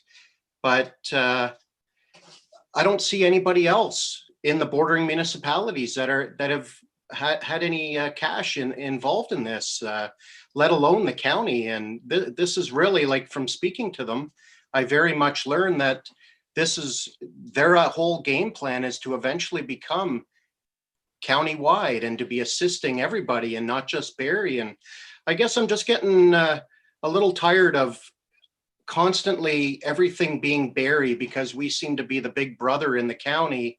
And for whatever reason, they seem to think we have deep pockets, which we don't. We're on a slippery slope this year. Staff have done a tremendous job in balancing the books as best they can, but we're still going to be running a deficit of $2 million is projected to date. And again, that's just one more layer that, is this really the right time to be considering this? Because we've even had smaller asks that haven't moved forward. And it's just a difficult one to be able to justify to my residents. And I've reached out to a few residents just to see what they would think as the small person opposed to the business person, and what would they think is a good idea moving forward. And unfortunately, not one person said that they would be in favor of another $300,000 of their tax money going towards this Sandbox. And, like, I mean, it does great. We want them to succeed. But I just think that we need to give them a little more time and maybe give them an opportunity to potentially reach out to other municipalities in the county to see what can be done to help rectify this problem. Because in the end, we got to be all partners together here. And this can't just be a Barrie-led initiative to assist Barrie and the bordering communities. Thanks, Councillor Harvey. Councillor Natalie Harris. Thank you, Mayor Lehman. I guess I just wanted to throw this out there. I know it's possibly more relevant than we're thinking, but I agree. You know, we're talking about a lot of success with the Sandbox that has happened outside of Barrie and the small businesses that are in our city and residents, etc. They don't know what the Sandbox does. My really kind of off the cuff request, and I'm sure the Sandbox will be like, yeah, this is the last thing we feel like looking into, but I just don't know about the name of the Sandbox. Like, if we have stuff that they provide such amazing services, and if we had the small businesses in Barrie really know what the Sandbox does more, it just, there's so many great things that they do. I love the Sandbox. I think they do great things, but if you don't know what the Sandbox is, it's just something that I've heard in the past as well. Like, what is the Sandbox? What is that? And they're like, oh my goodness, it does all these things. Like, no one would know. I just wanted to put it out there publicly that maybe it's something to look into, because we might get a lot more return on our investment if these small businesses knew what the Sandbox was. Thanks, Councillor Harris. On the amendment, others who wish to comment? Deputy Mayor Ward. Thank you, Mayor Lehman. I just wanted to make one correction. Maybe Mr. McCann was going to point this out, but it's not taxpayers' money that's going into this. I believe the motion said that it would come from the Community Benefits Fund, which isn't from taxpayers' money. I mean, it is technically not. It's revenue that we've got from our dividend from Electra, and it's meant to be used for community projects. So just technically, it's not. I don't want anybody thinking it's directly taxpayers' money. Thanks.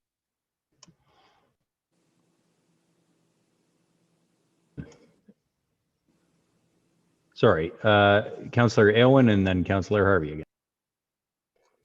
Thank you, Mayor Lehman. The Sandbox has become quite the anchor in Ward 2 in our downtown.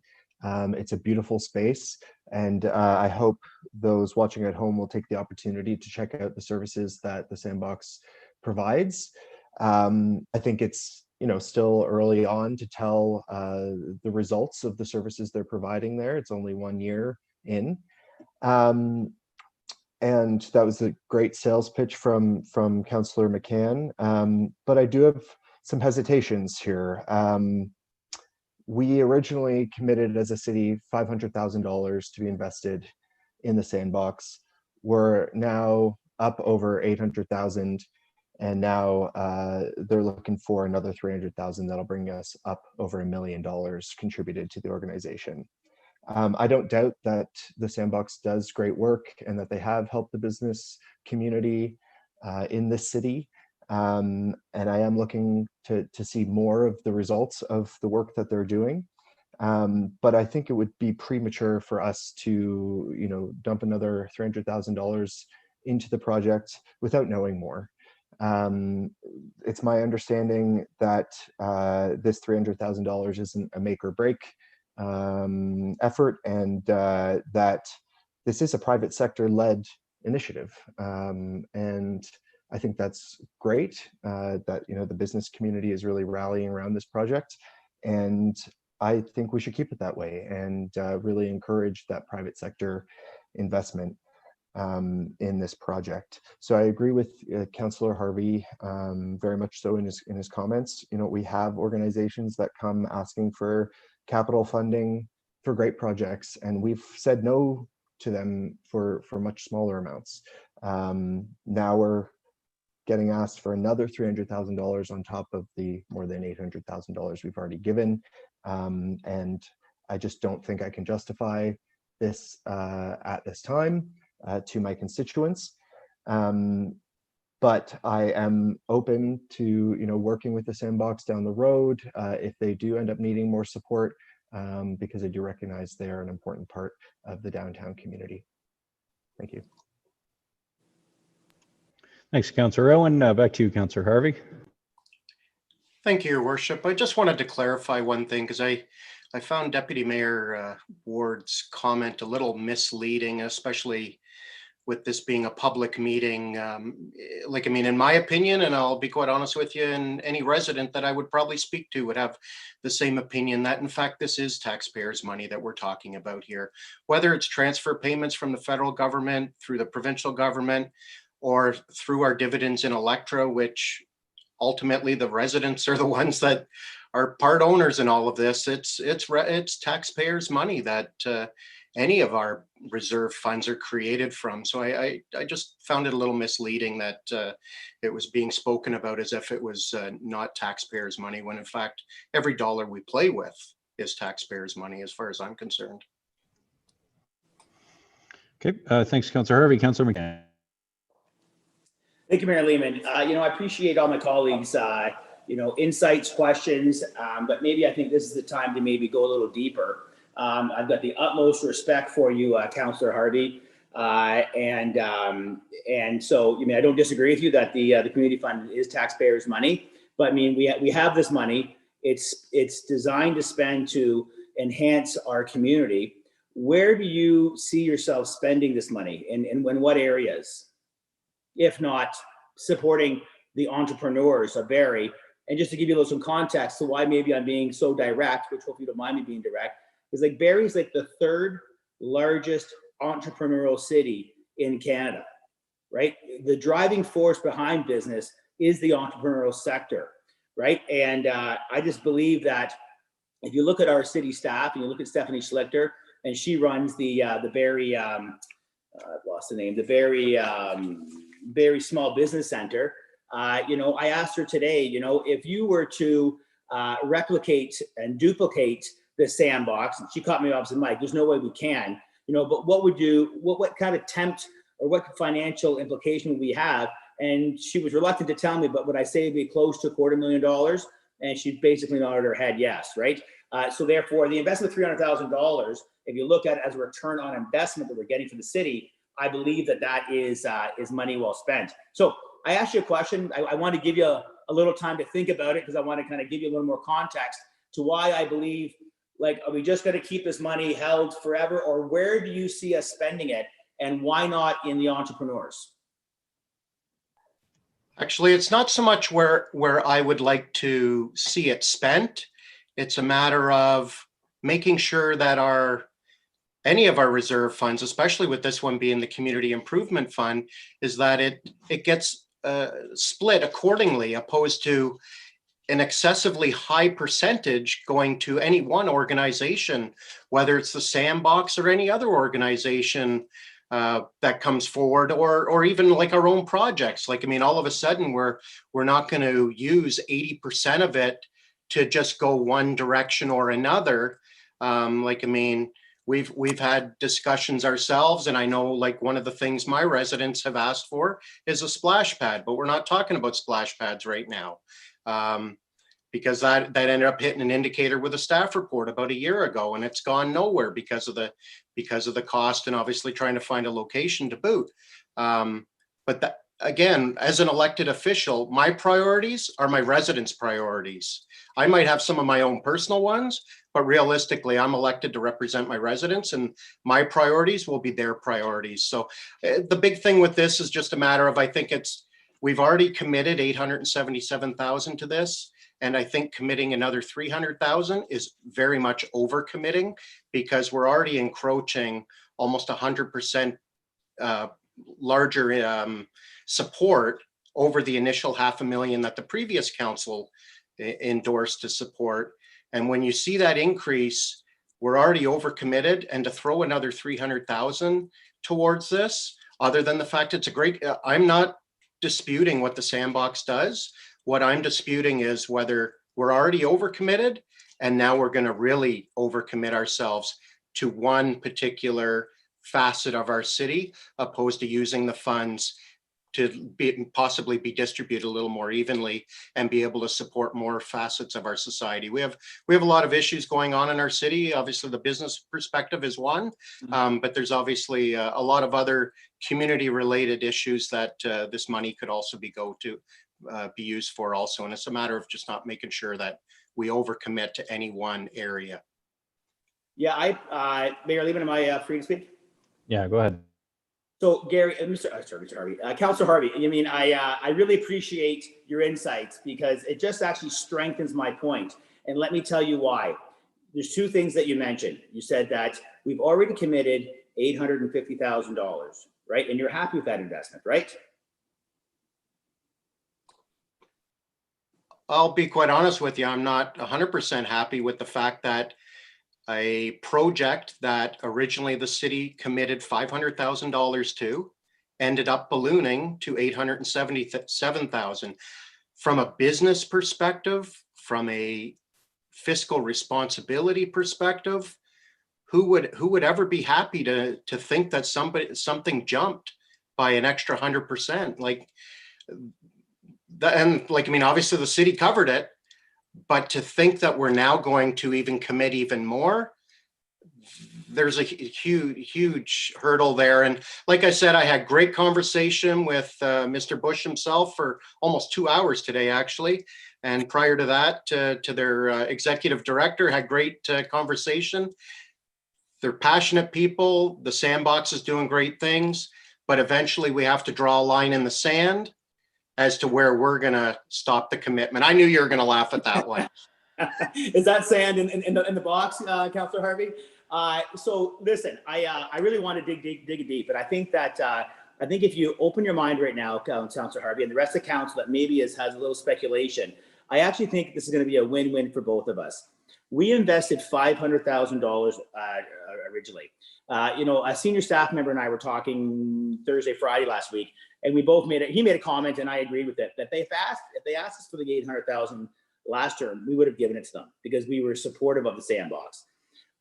We actually have not technically invested $850,000, Gary. That's our Councillor Harvey. And this is what I was getting at. If you're okay with the investment of $850,000, so that $350,000 that you're having trouble with, because then you don't want to invest more. The facts are, and staff can jump in, we gave them $500,000 as a grant, but then in the contract, the city of Barrie gave them another $250,000 to upgrade their HVAC system, right? So you're including that in the ask, but that was the contract for them to go into that building.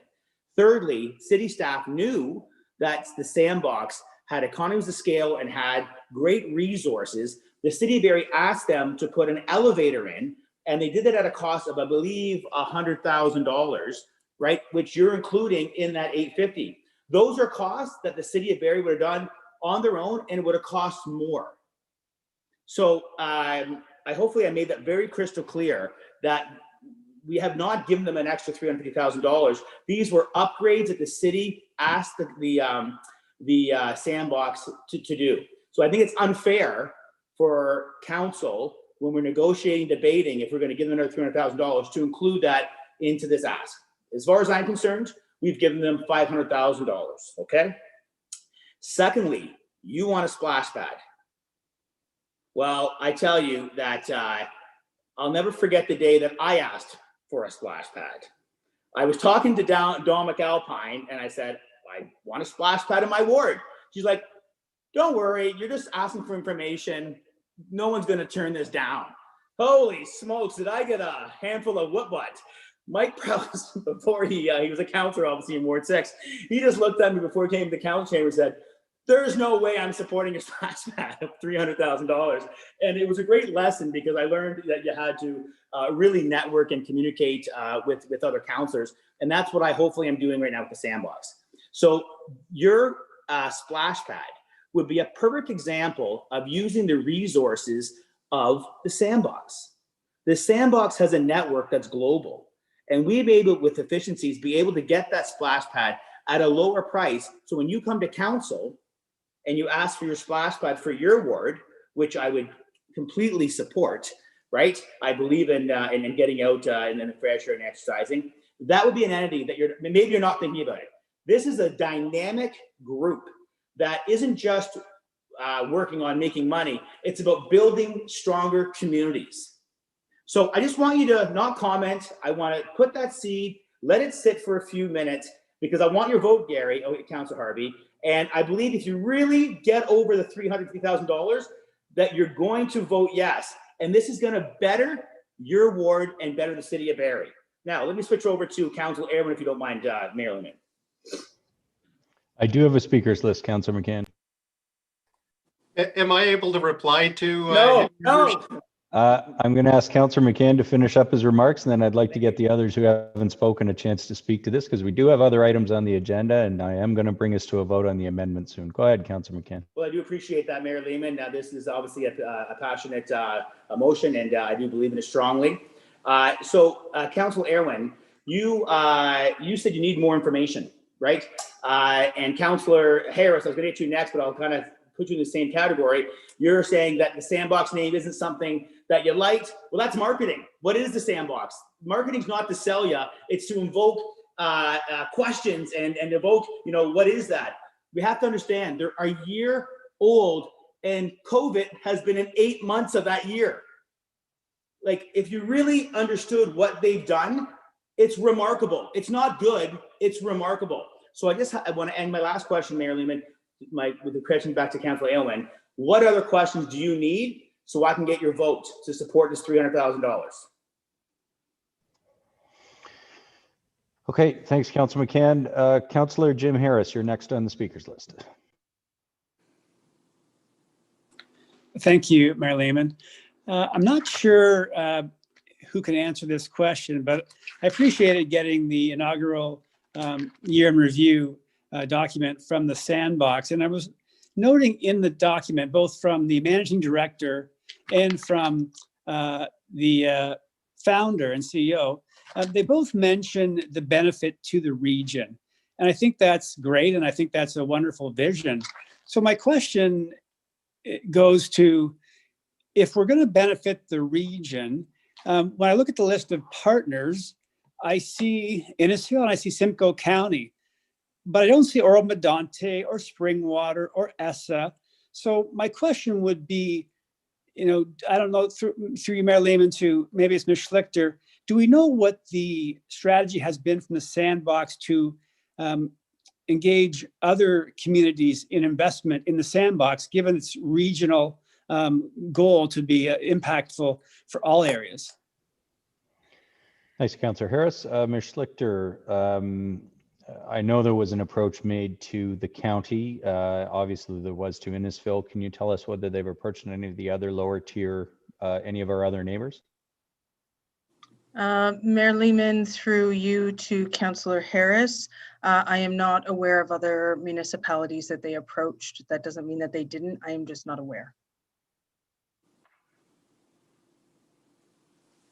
Great, thank you. And I'm wondering, is there any utility or manner in which we can facilitate this or encourage this or request this within our parameters here? And I'm not sure who that goes to, Mayor Lehman, who could answer that question, if that's Ms. Schlichter or yourself. But is there any remedy for us to make that suggestion? Ms. Schlichter may be able to advise, or Councillor Morales, but why don't we start with Ms. Schlichter? Mayor Lehman, through you to Councillor Harris. Certainly, I think Council has the ability to amend a motion to provide direction to the Sandbox or provide a request to the Sandbox. That would probably be the best option. Perhaps CAO Prowse may have some additional context to provide. Okay, thank you. Thanks, Mayor Lehman. I just wanted to update members of committee that the Sandbox did make a presentation to the Simcoe County CAOs. Well, it seems like a lifetime ago, but let's just call it pre-COVID. There certainly was interest in the value of the Sandbox as a regional player, and I think that started the discussions with the county on what that could look like. I think the relationship with the county, to be fair, is not yet fully formed, but they have had discussions. And I would imagine that it continues to be an opportunity. We can certainly take that advice back, but I did want to update you that they had made a presentation to the Simcoe County CAOs, and certainly there was interest, but the initial discussion was around the county looking at it first and going from there. Thank you, CAO Prowse. So I'm wondering, is there, and I'm struggling with the wording, but I think maybe this could be in our motion that there's some sort of ask request for the Sandbox to reach out to the municipalities that immediately surround Barrie. I don't know if I have them all in my head, but Innisfil and Springwater, Oro-Medonte, and you can correct me on who should be added. But could we do that? And I do agree with both sides, really. I do feel that the Sandbox adds great value, that small business, especially given COVID and the recovery, will need a place like the Sandbox to help accelerate the recovery and find innovations to move forward to the new economy, which is going to take a whole new meeting, I would assume, after COVID.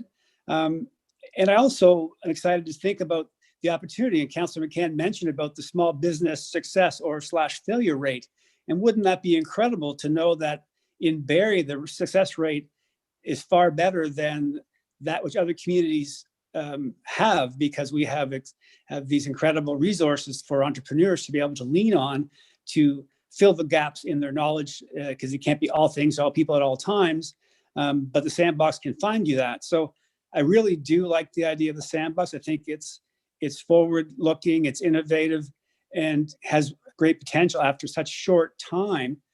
But I'm also wondering, is an opportunity to engage our partners in the region who will also benefit. And we've heard from the examples from Oro Medonte and Horseshoe that there have been advantages to the areas around, not just Barrie. So I'm struggling with the wording, but an amendment that could speak to having the Sandbox consult with neighbor municipalities in the region regarding contributions to the $300,000 ask.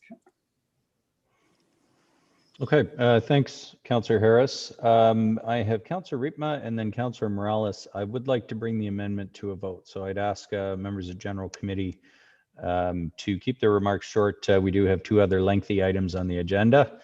Councillor Riepma, you haven't spoken to this yet on the amendment. Thank you, Mr. Mayor. My internet has not been working off and on tonight, so I'm hoping that I can get through this. Councillor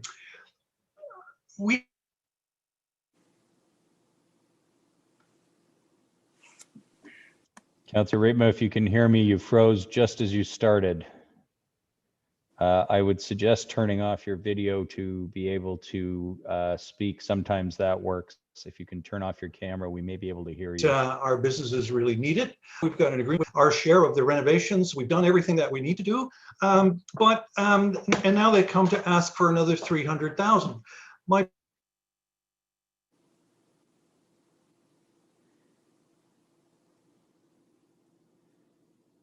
problem is that this is capital funding. This is not entrepreneurs there that know how to run their money at this point. It's very early in the game. And from what they've given us, I don't think we really need to provide them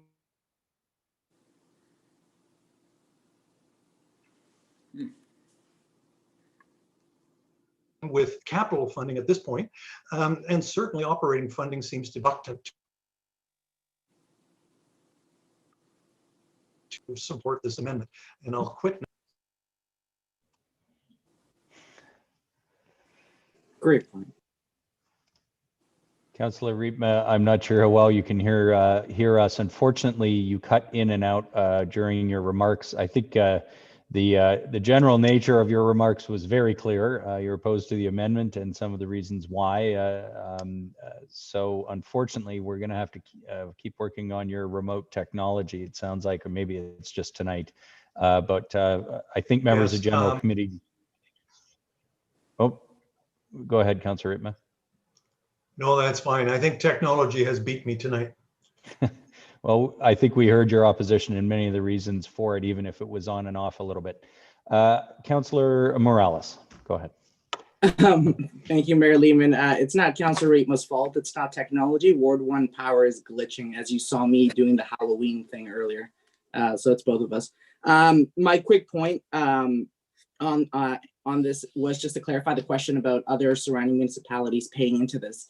The answer is the Sandbox board is doing that as we speak. I got Craig Bush, who has been brought up before, messaging me while this was being brought up a couple minutes ago and saying they are actively doing that. So do they need council direction? No. Would that give other members of council some level of comfort? Yes. Is it necessary? No.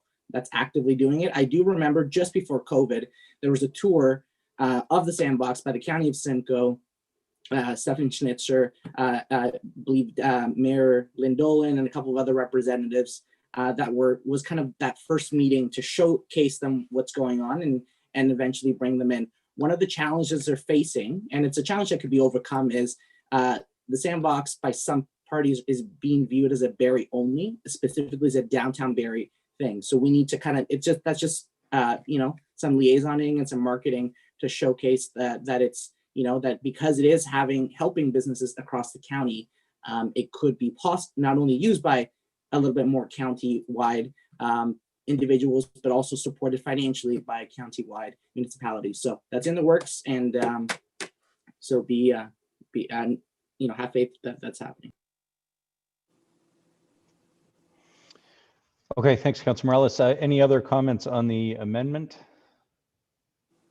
Okay, I'll keep it short, and I appreciate the passionate views on both sides of this. The fiscal sort of conservative view that has been expressed, and as well those who have been passionate about their support for the sandbox. I am going to support the amendment, but maybe for two reasons that are a little different than what's been brought up tonight.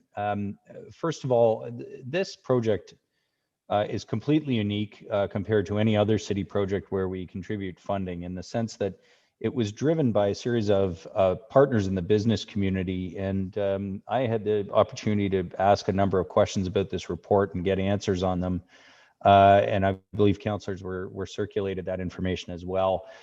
There's been more than $1 million of in-kind support put into this by the private sector partners. And that value goes straight to the city's assets. So when I step back from this, we have a space, the upper floor of the bus terminal, that has now received $1 million of additional support, which a normal city project, if we fitted up a building, that would not have happened.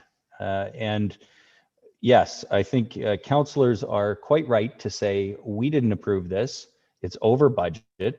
I think we're in our rights to question how we got here. And no, I'm not happy about it. I don't think we should be happy about it. I agree with just about everybody else who's spoken tonight.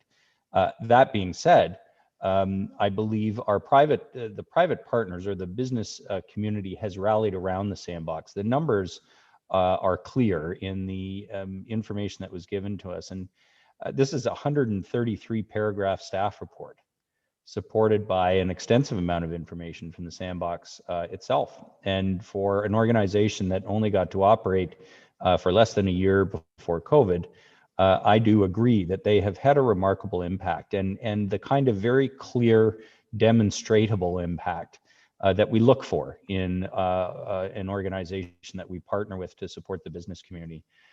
So my one big picture reason for supporting the amendment is that an extensive amount of money has been put into a city-owned asset here. And as the staff report says, right in the document, our staff checked with the commercial realtor.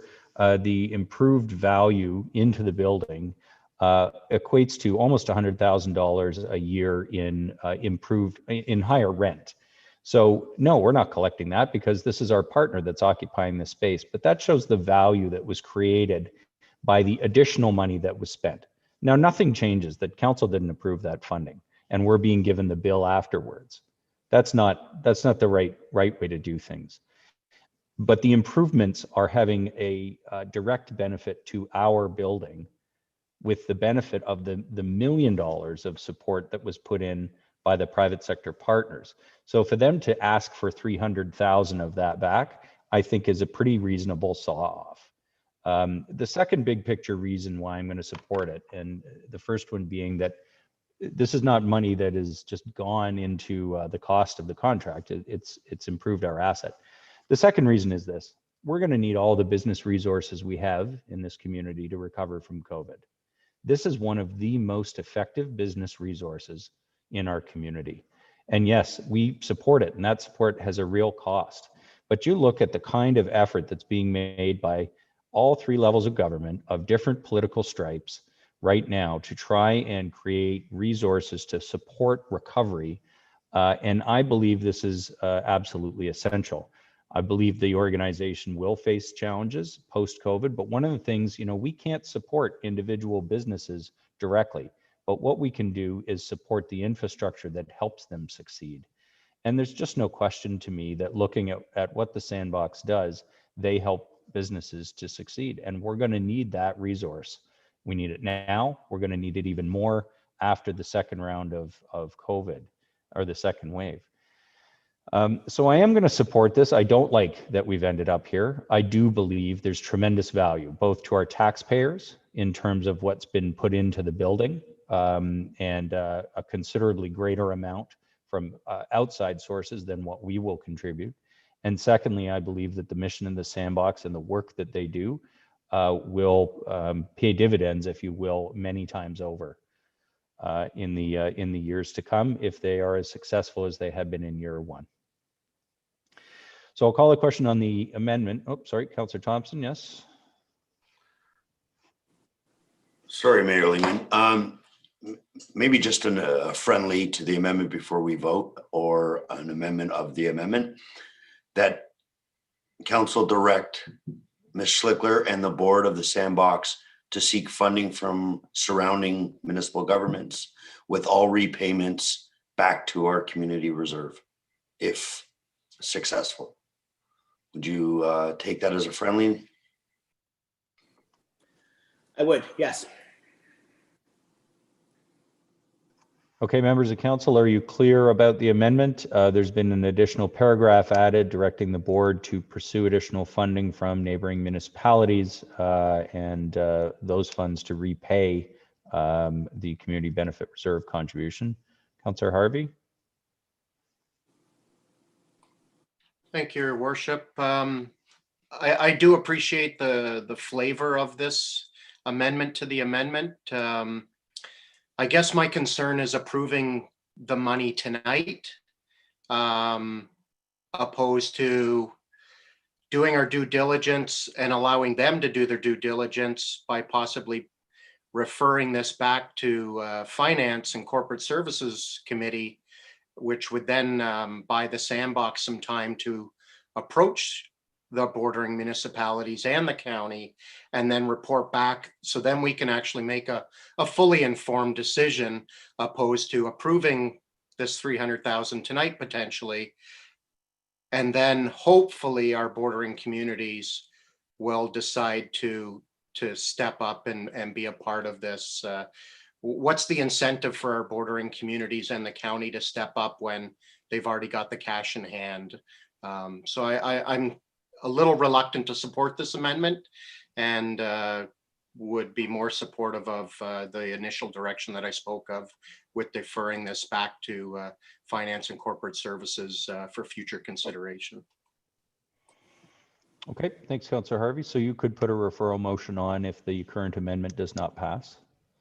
Yes. Councillor McCann on the amendment. Just real quickly, Councillor Harvey, that they have been pursuing neighboring communities for the past year with no success, right? So I definitely appreciate the amendment from Councillor Thompson, but they have already, that wheel has already been spun and they have received nothing. So I just want to muddy the waters. I mean, I think that they've done their due diligence and that they've done their work. Okay, folks, the amendment as adjusted, I guess it was a friendly amendment. So to include the request to the board is on the floor. Are there any further comments or questions? I would like to bring this to a vote, given the other two matters on the agenda. Okay, seeing none on the amendment, all those in favor, please indicate. And opposed, Councillor Riepma and Councillor Harvey and Councillor Aylwin. Okay, the amendment passes. On the main motion as amended, any further comments on the Sandbox? Okay, seeing none, I will call the question on the motion as amended. Those in favor of the motion as amended, please indicate. And opposed? 3, it carries. Okay, thank you, members of General Committee. Separate report. Separate report's been requested. That'll go on separately as well. The land disposition matter is an in-camera matter. We'll do that following the remaining public matter, which is the parking strategy, which I imagine might not be a short item, but let's see what we can do, Council. Deputy Mayor Ward, you held the item. Would you care to put it on the floor and start us off? I will put the item on the floor and pray nobody asked for it to be read out loud. Thank you. And I'll speak to it as well. No, but you got to read it next week at council, and then I have to repeat it. Go ahead, Deputy Mayor Ward. Yep. Okay, if I can speak to this, I'll say, first of all, I think it's a great report. I think it's very thorough. It's probably maybe the most realistic parking strategy I've seen in my many years here. And I just like it. It gives us a path to follow. And I think if we follow this path, our parking situation will be much improved. I mentioned how I've seen many reports. I think I've every single term I've served, we've dealt with a parking issue at least once. And in fact, we've been blessed to deal with it twice in this term, the summer parking, the waterfront parking, and now this. And I got bad news for you. I'm gonna put on an amendment, which means we're gonna have at least a third discussion during this term, but I think it's a worthwhile amendment. And that amendment would be that we remove paragraph 3M, which, just to remind people, is the one about the evening parking. So 3M, and refer it back to staff for a full report in the third quarter of 2021. And I'll speak to that. Okay, so the amendment would be to refer the matter of whether or not, or the evening parking, the proposed evening parking charge, back to staff. The third quarter of 2021, Deputy Mayor Ward, that's what you said? Yes. Okay, so, A year from and now. that's, yeah, and that's important because as it says in the motion, it is not proposed to begin until April of 2022. So that presumably might not affect the timeline of implementing it, just the decision wouldn't be made tonight. It would be referred back to staff. Okay, so go ahead, Deputy Mayor Ward. There's a few reasons for this. One is that, I mean, that the downtown businesses are coming through a really tough time, and especially the restaurants. I mean, they've had their Main Street dug up for the past several months. COVID is still here, and I don't want to put this amendment on. I don't want to have the original motion on until we know what's happening with COVID. I hope it's gone in a year sometime. We have no way of knowing that. We could be another year of the same kind of restrictions we have now. We may even have tighter restrictions. I don't want to have this hanging over restaurants thinking that, oh, I'm struggling, and I know in a year and a half we're going to be bringing in parking fees. Let's look at it what it's like in a year's time. Hopefully, we'll have COVID behind us so we can actually look at it more clearly. Another reason is that it'll also give us a better chance to see where we are in the revenue from the other sources. In a year's time, especially if we can have a regular year, especially in the waterfront parking, that kind of thing, we'll get a better idea where we stand in terms of revenue. And the third reason is that I really believe this matter deserves a report all its own. I think it's a little hasty to look at it now. I'm not opposed to extending the parking in the evening, but I think we have to look at it smartly. And I'm not sure whether 9 to 9 are the right hours. We might want to do 9 to midnight. We might want to look at those hours. I think we can only do that with a separate staff report. I think there's value in maybe looking at a different way of having people pay for parking in the evening, not just plugging meters or paying by the hour. I mean, people are coming down in the evening for a different purpose. They're going to the Five Points Theater, they're going out for supper. And I know, first of all, no other comparable municipality charges at night, but the ones that do charge for special events at night charge a flat fee. In other words, if you're going to Kingston, going to the hockey game downtown, they charge you a flat fee of $3 or something. And I would really like staff to look at a flat fee, for example, after 5 o'clock or after 6 o'clock, or somebody coming down for the evening. Hopefully in a year's time, we'll have the technology in place. We'll know what's there. And people coming down in the evening for at least the off-street lots can pay $2 for the rest of the evening. They don't have to sit there and think, oh my God, I got to finish my meal. I got to get back and put more money in the meter or whatever. I'd really think I want staff to look at different ways of charging for parking. If we're going to charge, let's have a flat fee perhaps in the evening where we get just as much revenue, but people wouldn't be stuck worrying about that. I think if people came down in the evening and thought, yeah, I'm going to pay another $2 to park, but at least I get the whole evening there. I can go for supper and then go out for a drink after. I don't want them coming down in the evening to say, oh man, how much time are we going to give you for an hour? Give you 2 hours and I've got to rush back to my car. I just think there's a lot more opportunities, and I want a full staff report on what are the options for extending evening parking, including the hours. And so that's why I'm proposing the evening. I guess you could use a lot of the same arguments to say why we're still going ahead with the rate increase during the day. I think it is different. It's incremental. People are used to paying during the day, and they largely won't notice if they're paying another 25 cents. Because you're not paying, you're putting the money in for how much time you're going to be down. I don't think it'll be as noticeable. I have concerns about the hospital fee, but I'll leave that for others. So right now, the only amendment is that we look at this whole matter in another year with a separate staff report. Thank you. Thank you, Deputy Mayor Ward. Okay, so the amendment on the floor is to refer the evening parking matter back to staff, and we'll see that again in a year's time. Councillor McCann. Thank you, Mayor Lehman. I just want to know if Deputy Mayor Ward would have a friendly or if I have to have a separate amendment. I too agree with pretty much everything that Councillor Ward said. The hospital one, I'm still processing that. But I've got a different opinion when it comes to daytime usage. Right now, we're charging $1.25. They want to increase it to $1.50. I believe that that's going to be an increased revenue of $250,000. If we take nighttime evening parking out, I believe that's a deficit of $500,000. I strongly believe that no one's going to care if it's $1.50 or if it's $2. The BIA will be all over it. For sure they will. But I think that I would like to see staff investigate increasing the rate to $2, and that extra 75 cents per hour would give revenue back to Barrie, I believe, of $750,000, which would get us, which would neutralize the nighttime deficit and increase our income by $250,000. And obviously, the timelines, because of COVID, nothing would happen until 2022. Sorry, was that just for the daytime meeting you're asking a friendly? Just for the raising the daytime rates? That? Yeah, correct. I prefer it a separate motion. I think it's going to complicate this. We'll just talk about the evening rates right now. Sure. Okay.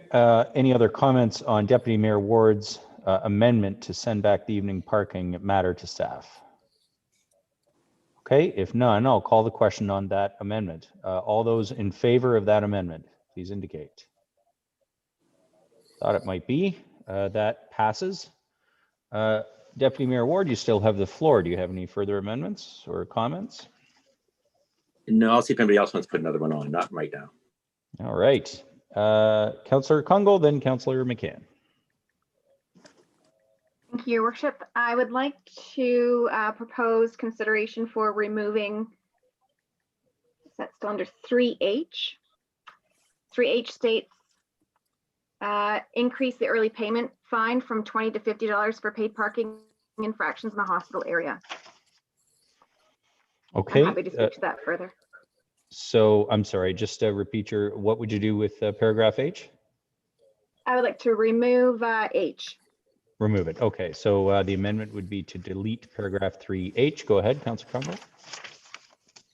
And that's just because, I did have the great benefit of connecting with staff in the pre-consultations on the strategy, and do echo the compliment. I did really personally struggle with increasing the parking rate. I'm fine with that, but I did want to focus in on the area with the hospital, seeing that we're looking at more than doubling the current, but still being under the hourly fee that the hospital has. But we're also seeing H identifying that an early payment fine from $20 to $50. In addition, we're also seeing in G above that, extending the parking fee in the hospital area, or extending paid parking from Monday to Friday to Monday to Sunday. So I'm seeing kind of 3 revenue generating opportunities. I would like to consider that we remove H because I think it will be a bit of time before maybe people realize that change. And I don't want to see this negative impact around really steep fees for parking infractions. At this time, I'd like to see it removed. I believe the presentation identified that the increase would be going up in January, so Q1 of 2021. Perhaps this could be retabled at a future state, but I thought it'd be nice if we didn't actually increase both the change in rates, duration, and the early payment fine. Okay, thanks, Councillor Kungle. On Councillor Kungle's amendment, any comments? Councillor Irwin. Thank you, Mayor Lehman. Just a quick question for staff on that. So we're only looking here to get rid of the increasing the early payment fine. Do we see any concerns with people not actually paying for parking because the differential between the actual parking fee and the fine might not be enough? Mr. Forsyth or Ms. Williams, if you're on. Yes, thank you, Mayor Lehman, and through you to Councillor Aylwin. The answer is yes, that is basically why we decided to increase the fines as well, because we are going to a larger hourly rate, which would encourage compliance if the fine was higher. Okay, thank you. Yeah, I have a hard time with this amendment. I think if we're making changes in fashion like this, it's not really the way to do an overarching strategy and encourage the type of parking behavior we're looking for. So at this time, I don't think I'm supportive of the amendment. Okay, thank you. Any other comments on the amendment? Councillor Thompson, then Deputy Mayor. For you, Mayor Lehman, I will not be supporting the amendment. I just think people need to be accountable. I have some discomfort with the rate we're charging around the hospital, 100%. But whatever the rate is, if you don't pay and there's a fine, I don't think we should reduce it. So I will not be supporting this. But I understand, you know, the thoughts around it. Like I said, I had some issues with the actual amount, but that can be maybe done at a later date. Okay, thanks, Councillor Thompson. Deputy Mayor Ward. Yeah, I kind of get what you're trying to do, Councillor Kungal. I kind of agree that maybe the first 3 months, maybe delay the increased fine for 3 months or so. But the problem is somebody's going to be parked there on a Saturday, not realizing that you have to pay on a Saturday because they've probably been going to the hospital for a year. And that first Saturday, they're going to get a $50 ticket. And that bothers me. I'm wondering whether we could delay the introduction of the raising the early payment fee from 20 to 50 for 3 months or so. Just get people a chance to used to work inside. They're still going to pay $20. But I think some people are going to get caught not even realizing they have to pay on a Saturday or a Sunday, especially a Sunday. They're going to get that ticket. We're going to get the calls, and I kind of sympathize with them. I think that's a huge fine. $50 somebody's going to be paying because they didn't realize they had to start paying on Sundays. Maybe. So I'm wondering if there's any way, Councillor Coney, you can say for the first 3 months or some period of time, give people a chance to get used to the fact that we're now charging for Saturdays and Sundays. I can remember, I've been on council long enough. I remember one time we charged for Saturday parking. We never did it. We started charging for Saturday parking. We handed out hundreds of tickets the first weekend. And you should have heard the complaints from people because they hadn't realized they had to start paying on a Saturday. And I can see this happening here. $20 is going to be bad enough. $50 is a lot of money because you didn't realize you had to put money in the meter on a Saturday or a Sunday. So, Councillor Kungal. Through your worship, back to Councillor Ward, and thank you. I think my intention is at least to remove it for now and put it back in based on staff recommendation, but maybe I'll redirect to Mr. Forsyth. Would staff support from an impact to strategy? For me, I'm just wanting to look at a phased approach to these 3 changes happening within those hospital-related parking spots. So would a 3-month deferral of increasing the early payment be palatable to staff and the strategy, or would you have a different recommendation to council around the impact a delay could have on communication and revenue? Mr. Forsyth. Through you, Mayor Lehman, to Councillor Kungal. Thanks for the question. And yes, it's definitely something we can do. And we have changed our practices over the year where when we do implement new rates, whether it was, a fine or rates around, the waterfront and things like that, our enforcement officers for the first little bit of time do use it as an education opportunity to advise the infraction. But, if it was the decision of council for 3 months, then I'm looking at Clerk Wendy Cook. She may have something to say, but we could definitely do a period of time, but maybe I'll pass it over to Enforcement Services.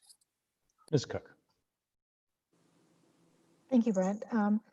Through you, Mayor Lehman, to Councillor Kungal or members of council, we would have to delay our application for the set fine for this area. So in order for us not to apply, the increased $50 fine, we would just delay applying for that set fine so that it wouldn't come into place until April 1st, for lack of a better date. So could I, may I then take a stab at changing my request to amend the motion as amended? That H is amended to read, to increase the early payment fine from $20 to $50 for paid parking infractions in the hospital area as of April 1st, 2021. Okay. Is that clear to members of council? So it would be 3 months later, the increase in the early payment fine. Okay, Councillor Thompson, then Councillor Natalie Harris on the amendments. Through you, Mayor Lehman, to staff. within the 3 months that we're delaying it, if somebody received a $20 ticket, would it be accompanied by a piece of paper explaining that the fine is on its way up, or would that be used at the educational at that point? Ms. Cook, I think that one's for you.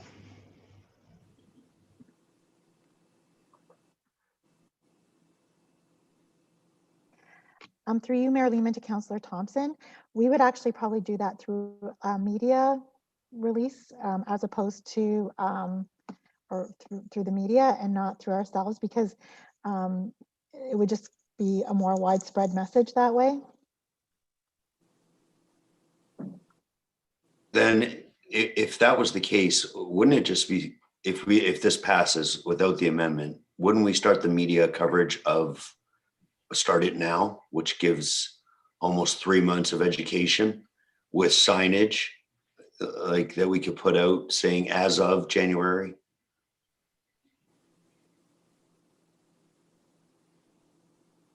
Through you, Mayor Lehman, to Councillor Thompson, yes, we would start the media now if it was going to be effective January 1st. So it's 6.5, half a dozen each. We do it now for 3 months, or we do it in January. I just think that there was so much time by staff spent on this with projected numbers. And like I said, I think that we've got to, you know, in a lack of a better terms, not talking about a hospital, but pull the Band-Aid off quick. So. Thanks, Councillor Thompson. Next, I have Councillor Natalie Harris. Thank you, Mayor Lehman. Yeah, I agree with Councillor Thompson. That's a great suggestion, I think. But my one question to staff was, will, like, the signage will be clear? Like, it will say, you know, there's parking, you have to pay on Saturday and Sunday. I mean, I don't know, I'm just kind of about accountability with this. And this has been it's a pretty in-depth report as well, and I trust that that was the best recommendation, and I think that's a perfect solution, Councillor Thompson, that we're going to put that out, and we can all share it on our social media as well. Let the word out, you know, make sure you're paying on the weekends, and that's the new thing. We have you know, we have a lot of deficit that we need to consider. So I'm for what Councillor Thompson said for sure. And so, yeah, just about the signage, I'm guessing it'll be a clear signage that you need to pay on the weekend now. Ms. James Reed, you no doubt are hearing the comments from members of council concerned that it's well communicated, these changes. Maybe you could outline some of what we would do to communicate the changes. Thank you, Mayor Lehman. To Councillor Harris. We certainly would use all of our tools in our communications toolbox to communicate this, including some of the temporary signage that we did over the summer. So I've certainly heard the discussion, and we'll work with our friends in enforcement as well to do some promotional things on the cars as well. Perfect. That's what I figured. Thank you. Thank you. Any other comments on the amendment? The amendment that's currently on the floor is to push by 3 months the implementation of the rise in the early payment fine for the hospital area on-street parking. Councillor Kungl. Taking the temperament of the comments to date, I'm happy to withdraw the amendment, but I will look to staff to be engaging RVH and other stakeholders around making sure there's really great communication that can get into the hands of individuals that might be regular individuals in and out of the hospital. And I'll look to staff to identify if there's any projected concerns, or if there could even be a consideration of a grace period around giving warnings for the first week or two if we're seeing a lot of individuals that have not successfully received communications. Hearing that even with COVID, repetition is the key to learning, but sometimes I would say that unless you are familiar with where to find information on media releases and such, perhaps we could have greater discretion around this particular area before we find to do a period of warnings. So I'll remove the amendment. Okay, thanks for that, Councillor Kungl. The amendment's withdrawn. Moving on, additional amendments. I had Councillor McCann next. Okay. Thank you, Mayor Lehman. I also wanted staff to look at increasing the downtown parking to $2 an hour and make that feasible for Q1 of 2022. Sorry, so you have an amendment, Councillor McCann? Yes. So I'd like staff to look at increasing the fines, the parking from $1.25 to $2, and report back to us with Deputy Mayor Ward's report. Okay, so sorry, you're adding a new paragraph to ask staff to, so in 6I, paragraph 6I of the motion, we're directing that in 2021 in October, the hourly on-street rates, well, actually all the hourly rates and the daily rates go up. But are you changing that, or are you asking staff to look at actually a higher amount when they report back on Councillor Ward's, or in the report that Councillor Ward's amendment has directed? Correct. I'd like the increase to $2 an hour. Okay, so you want to change the rate that's in the motion, 150 just for the hourly on street. Sorry, can you give your amendment in terms of what you want to do with the motion, please, Councillor McCann? Yeah, no, sorry, I don't have it in front of me, Mayor Lehman. So, so 6I. So what I'm looking to do is the on-street parking that's $1.25 now. Staff have recommended that it go to $1.50. I'm requesting that staff investigate to go to $2 because of the lost revenue. If the Deputy Mayor Ward's amendment or motion passes, we're going to lose, I believe, $500,000, and this will recover the $500,000. So no, I think there's some confusion here. So Deputy Mayor Ward's amendment moved the decision on whether or not we're going to do evening parking to next year. That wasn't going to come into effect until 2022 anyway. So we could decide in a year to do evening parking, and there won't be any impact on the financial strategy that staff have laid out. If we decide a year from now not to do it, then there certainly would be an impact. And at that point, we would either need to do something else to replace the lost revenue, or accept that we're going to have greater deficits than the strategy lays out. So just to be clear, if you were tying it to Deputy Mayor Ward's amendment, his amendment passed, and that amendment means that we won't be putting evening rates in. We won't be deciding tonight on whether or not to have paid evening parking. We'll be deciding on that a year from now.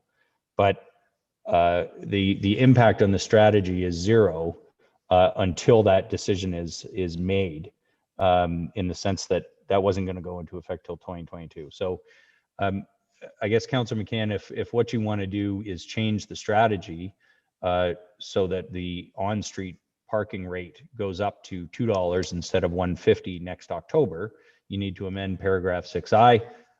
If you want staff to look at that and report back, you need to move an amendment that does that. So I want to move an amendment that staff, when they're investigating 6I, that they also look at increasing the rate from $1.25 that it is now. They wanted an increase of $1.50 to make that a toonie, and to implement that in Q1 of 2022. So I'm following along with the Deputy Mayor's ask, and just asking that when their report comes back, that they investigate the financial implications to raising the fee to $2. So you just want the report on that. You don't want to direct them Correct. to actually do that. Correct. Okay.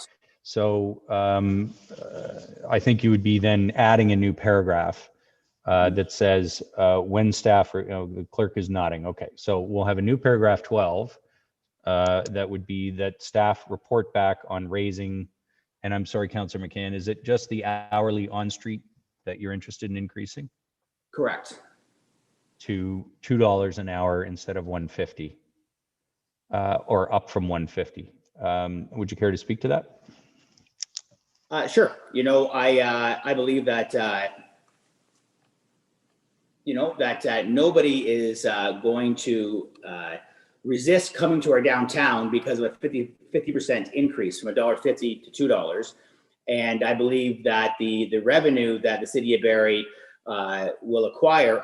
Nothing's in stone here, but I believe for every 25 cents increase, it's going to be $250,000 in revenue. That'll be an extra $500,000 in revenue. That'll go towards directly paying down our debt. And if Barry Ward succeeds, which I'd be fully supportive with his amendment to take out evening parking, I believe that this is just good business, and I believe that it's not going to affect the downtown in a negative way. Okay, thanks, Councilor McCann. The amendment is to add a paragraph 12 to look at going to hourly on street of $2 in 2022. Deputy Mayor Ward, go ahead. Yeah, just for clarification, my amendment didn't say that we were going to eliminate evening parking. It was going to look at it in a year's time. I just thought we'd be in a better position to look at it in a year's time. And certainly part of that report could be, if we didn't do it, what adding a $2 an hour on the street parking would mean in revenue. But I just want to make it clear, my motion did not call for elimination or for do not have evening parking, please. My apologies. Thanks, Deputy Mayor Ward. Anyone wish to speak to this? Councillor Jim Harris. Thank you, Mayor Lehman. In recollection of Ms. Williams' report, she did make the comment that the method of payment is more often a bigger issue than the cost of the payment.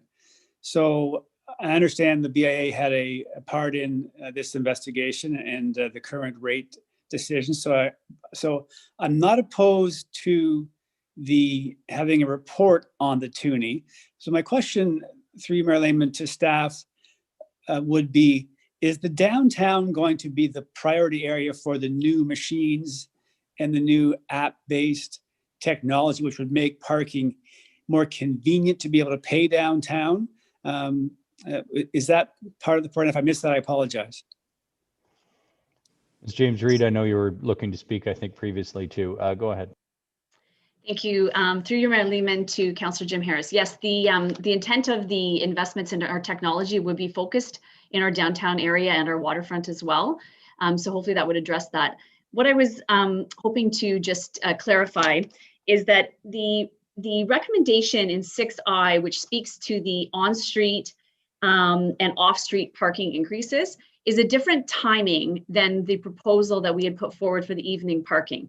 So the amendment by Councillor Deputy Mayor Ward to report back in next year at this time works fine from our timing, but the proposal from Councillor McCann is problematic because we wouldn't be reporting back until after 6I was already implemented, because 6I is recommending that these fare increases increase October 4th of 2021.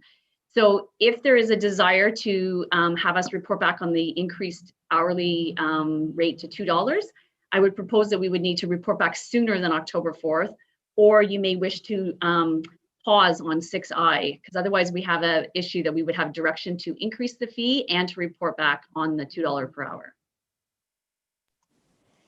Just to clarify though, Councillor or Deputy Mayor Ward's amendment, I think said third quarter of 2021. Was that correct, Councillor Ward? So that's July, August, September. I recognize that's very close to the implementation date, and staff probably need some lead time. And there's also only one meeting in August, typically, of City Council. So I can see why that timing is awkward, Ms. James Reed. Councillor McCann, I guess we could ask for a separate report sooner if you would wish as part of your amendment. Sure.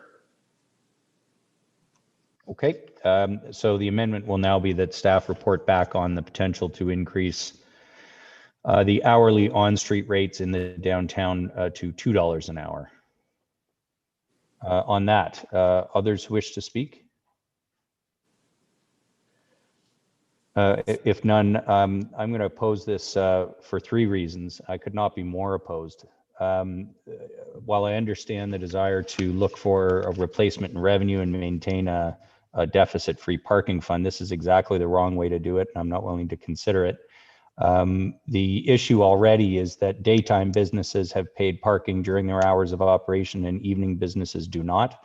And this is simply penalizing further the daytime economy of the downtown, which is what I consistently hear from our residents. They want to promote, they want to see more shops and services that are open during the daytime.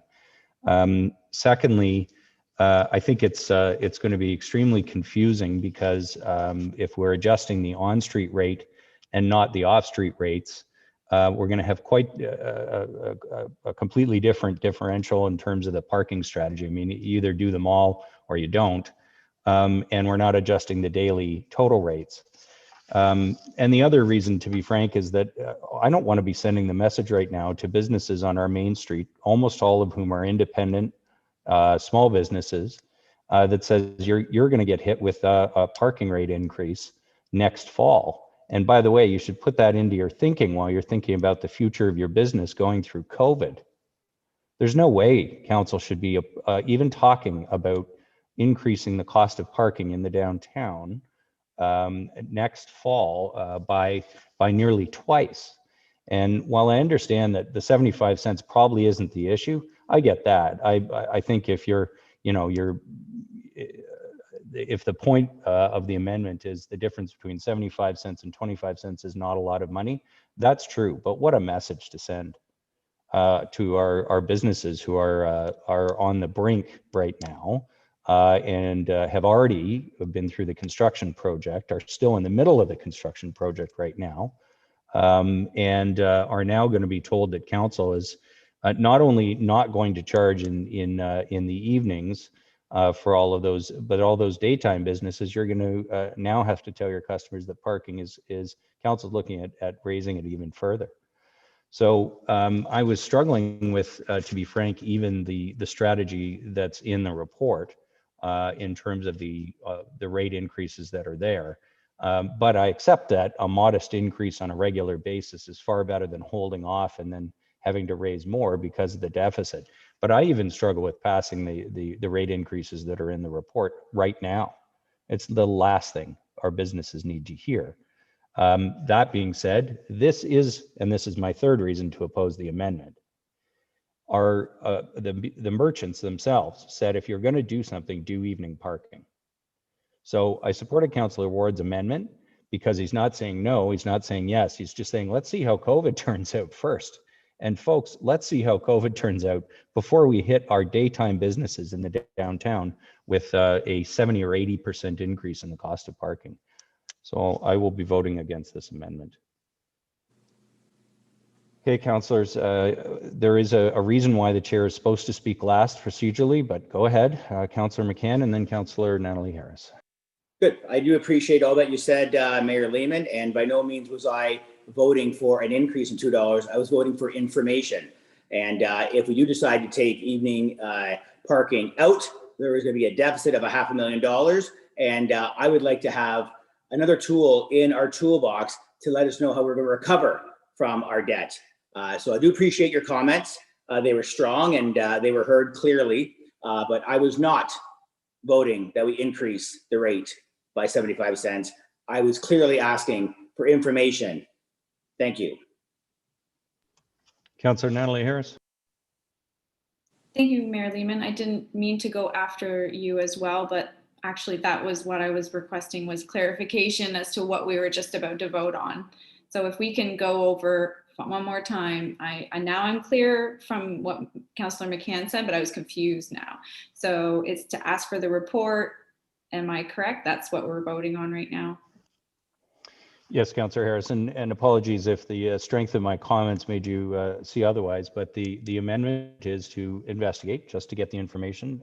My comments are because I don't believe we should even be considering it, so I don't think we should be giving direction to staff to investigate it. Are there any other comments or questions on the amendment? Okay, if not, I'll call the question. Those in favor of the amendment? Opposed, please indicate. Okay, the amendment fails. Further comments or questions or amendments? Councillor Morales. Thank you, Mayor Lehman. I'm putting forward an amendment. I'll get the city clerk to help me out with wording just because my phone is dead, but it's regarding the extension of the 2-hour free parking for the month of December on Chase McCracken Way. And Ms. Cook, could you just clarify on the wording for me? Ms. Cook.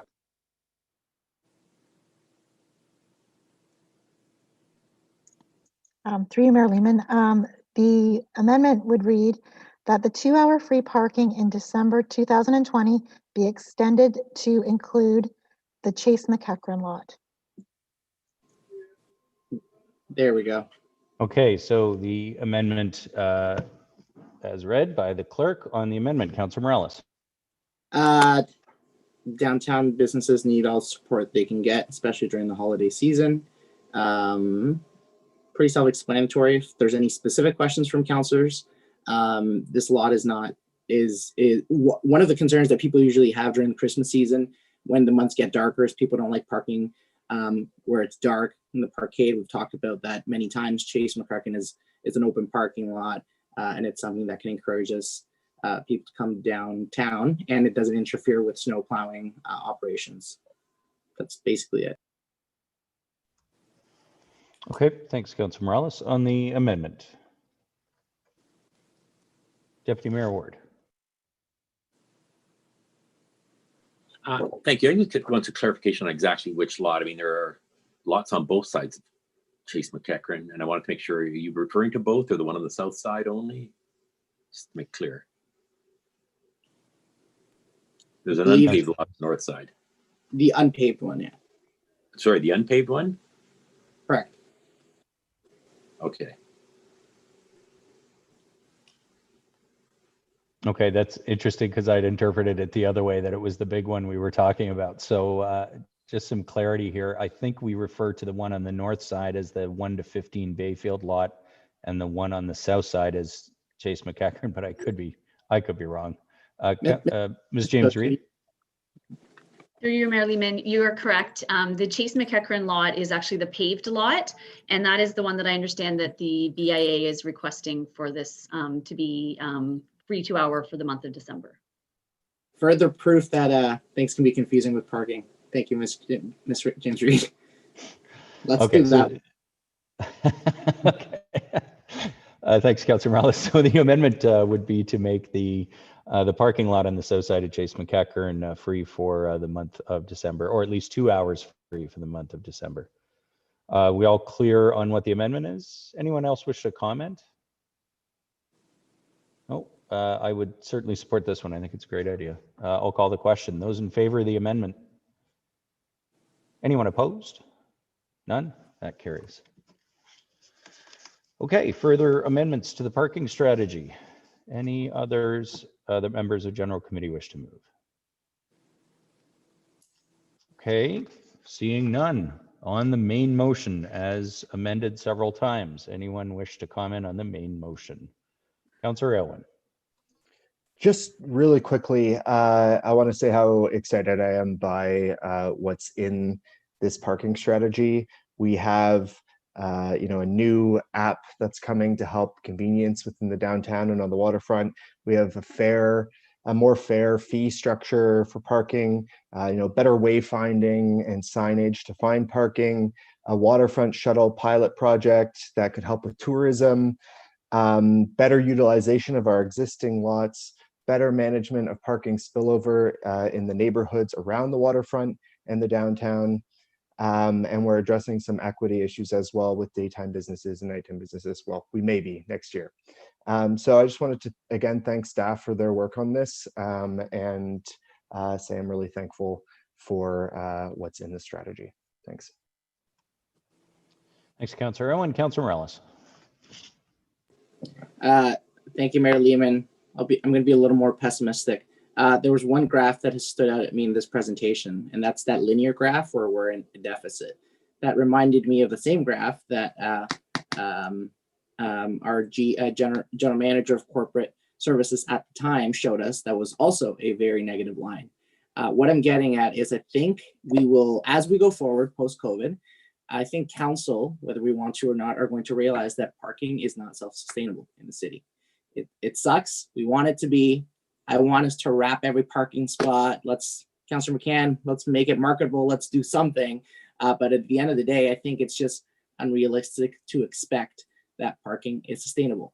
I want it to be, but it just simply isn't. And as Barrie grows more dense, we're going to lose more parking. So right now we have a good amount of parking spots, but maybe not enough demand, not enough reason to bring people downtown. And as we create reasons to bring people downtown, we might lose a little bit of that public parking unless we do very good public parking components as part of those developments. What I'm getting at is that graph doesn't need to be negative if we change our thinking that parking has to be self-sustainable.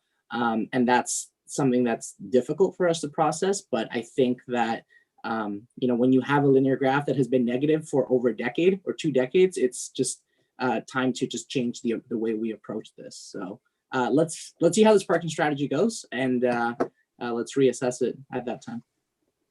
How negative? Thanks, Councilor Morales. Any other comments?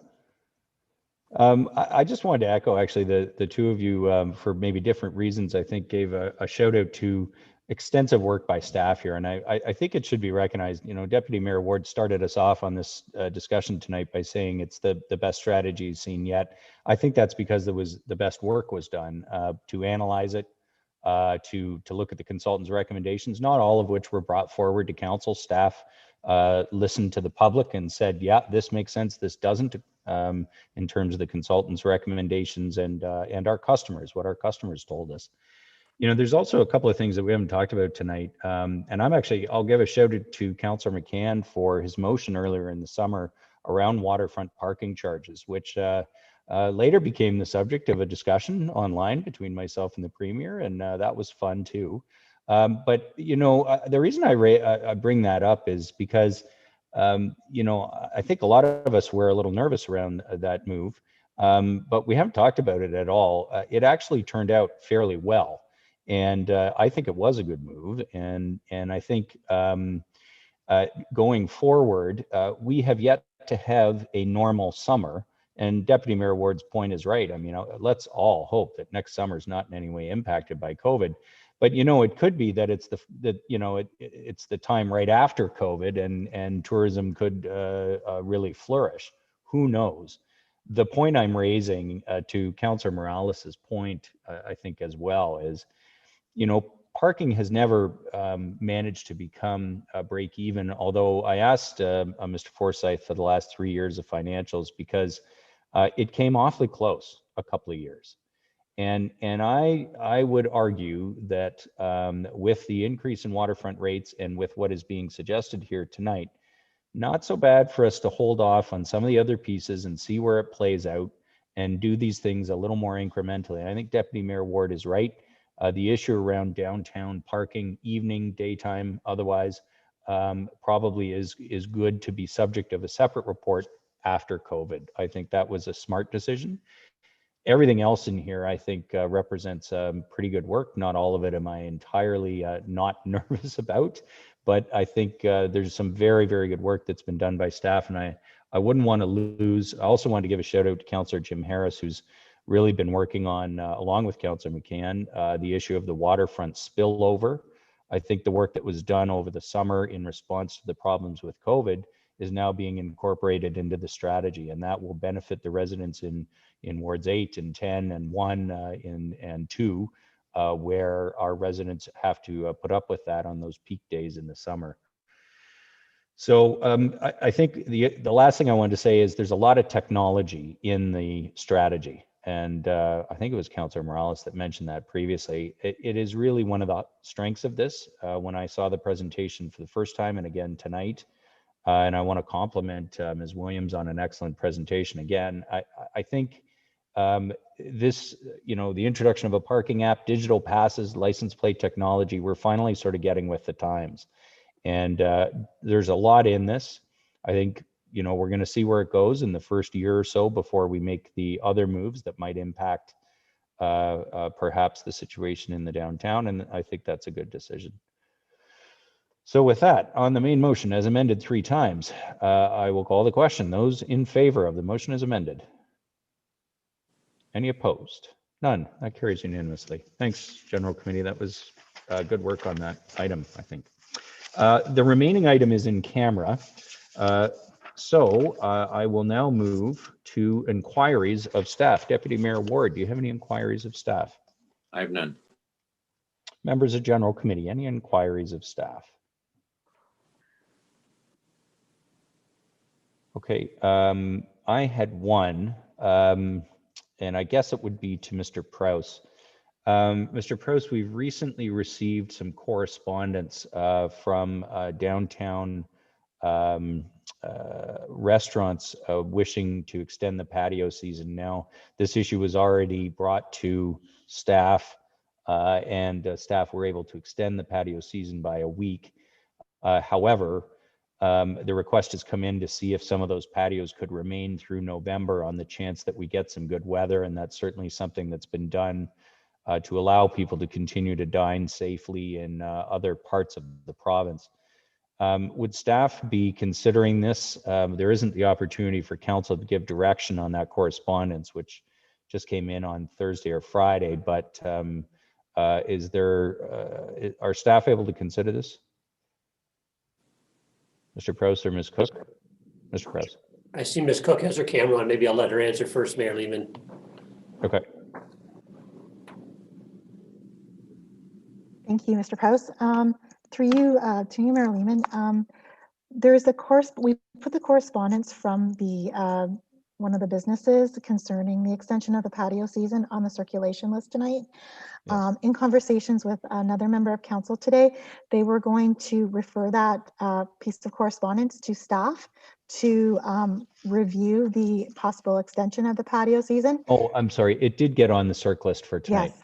Okay, my apologies. So that's coming under circ list. And Yes. I know that the ward councillor was interested in this too. Sorry, we didn't close the loop before the meeting. So it is on, and I will just shut up and we can deal with that in a minute. Any other inquiries of staff, members of general committee?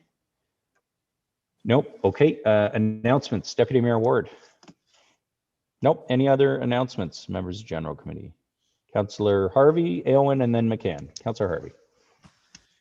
I'll make this announcement this week, and then I'll let Councillor Harris do the same announcement next week. Just to let residents know that we have an upcoming joint Ward 6 and 7 town hall with both councillors, along with Mayor Lehman, and also members of the Barrie Police Service, as obviously a lot of our concerns that we get from residents are traffic related. So that'll be on Thursday, October 29th. It'll be on Zoom, and it starts at 7 p.m. and goes till about 9 o'clock. Watch the city website and our websites for links to be able to register so you can log in. Thank you very much. I have Councillor Aylwin next. Thank you, Mayor Lehman. A couple different announcements here. So the first couple are on new developments proposed for Ward 2. So tomorrow evening at Planning Committee at 7 p.m., there are two public meetings for two proposed developments at the corner of Sophia and Bayfield. And you can check out the details by going to my website, keenan.ca, and there's a link for the neighborhood meetings and public meetings for new developments. And then also later this week on the 22nd, which is Thursday, there is a neighborhood meeting for another proposed development at 217 Dunlop Street East. So again, it's a neighborhood meeting October 22nd, Thursday at 5 p.m. And you can also go to keenan.ca to find the information for that. And then my final announcement is just a kudos and a thank you to Kelly McKenna, the managing director at the BIA, and the downtown BIA staff for their excellent work on open air Dunlop and autumn in the city. They had their last Saturday with Dunlop Street, a portion of Dunlop Street closed for pedestrian and cyclist traffic to enjoy, and it was a smashing success. They really lucked out with the weather, and it was so great to see so many people enjoying our downtown safely, and hoping that we can use it as an opportunity to imagine what our streets can be like when they're designed for people and not just cars. Thanks. Thanks, Councillor Owen. Councillor McCann. Thank you, Mayor Lehman. That was beautiful, Councillor Owen. I just want to do a shout out to City of Barrie that I've got the privilege of being associated with the Rotary Club of Barrie. The Rotary Club of Barrie is putting on a Halloween competition for the youngsters and for the households. 3 prizes: best house that's decorated, best front door, and best pumpkin. And it's a great way that we can get out and get our gruel on. Anyways, you can see it through the city of Barrie. They're promoting it. You can see it at facebook.com Barrie Rotary, and hopefully you get into the festive. Sorry, it's 9 to 10 o'clock. I'm done. Thanks, Councilor McCann. Any other announcements? Okay, I do have the usual raft. I would like to proclaim the month of October, the week of October 19th to October 25th is Waste Reduction Week. The day, October 22nd, is Child Care Worker and Early Childhood Educator Appreciation Day, and October 24th is World Polio Day in the city of Barrie. This is also Small Business Week across Ontario, and tomorrow we have the Accelerate Summit kicking up online, a tremendous program of events in partnership with Georgian College that are planned over the next 4 days. Of course, Small Business Week is the opportunity for us to recognize the vital role that entrepreneurs, job creators, and small businesses play in Ontario. It's also Local Government Week, intended to highlight the key role that we, Ontario's municipal governments, play in helping to define the character, priorities, and physical makeup of Ontario's diverse communities. There is a campaign in association with the Ministry of Municipal Affairs, AMO, and AMCTO to highlight some of the work that local governments do and how we've come together to address COVID-19 in our communities across Canada. Due to that COVID-19 pandemic, of course, we have unfortunately had to cancel one of the best new ideas of the last few years, the Ghost Bus, which used to make an appearance at locations around Barrie, and unfortunately we couldn't do that this year for Halloween. We will be selling Halloween in a bag packages that residents can purchase for $5, containing bags full of Halloween fun, activities, and crafts that can be enjoyed in the comfort of your home. Packages are available for purchase online at play.barrie.ca/Halloween-in-a-bag.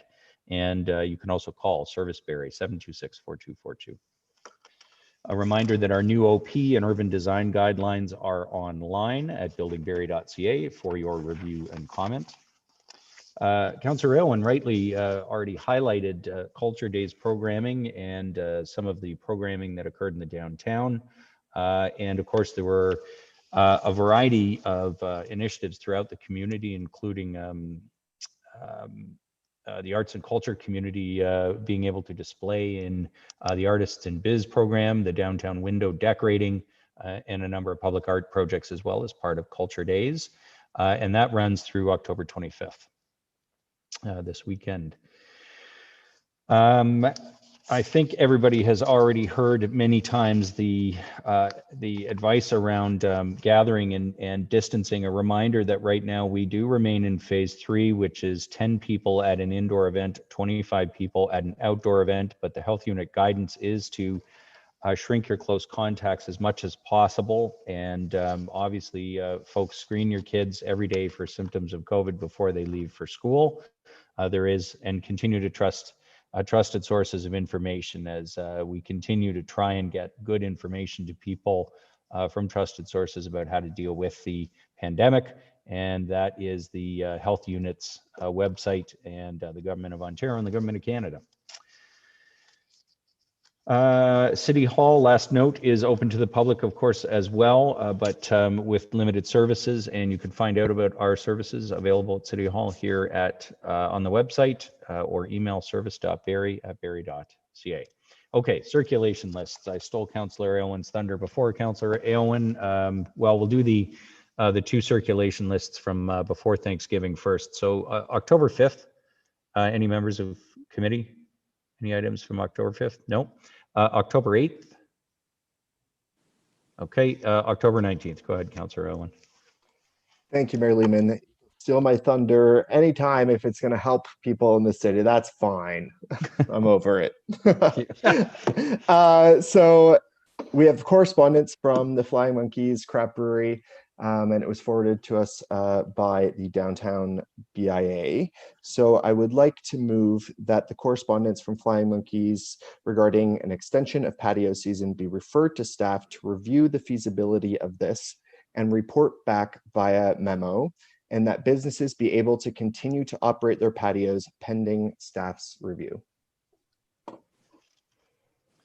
All right, so it is to move item 6.8, the correspondence regarding the downtown patio season to staff. Any comments, members of committee? Actually, it's a referral, so technically it's non-debatable. So I'll just call the question to refer the item to staff. Those in favor? Any opposed? None. That carries. Thank you very much, Councillor Owen. Deputy Mayor Ward. Yeah, I was wondering if I can get A1 referred to the City Building Committee. This is the pavement management update. I just think that would be an interesting thing to have a discussion on, get some questions answered. It doesn't have to be right away, just sometime in the next few City Building Committee meetings.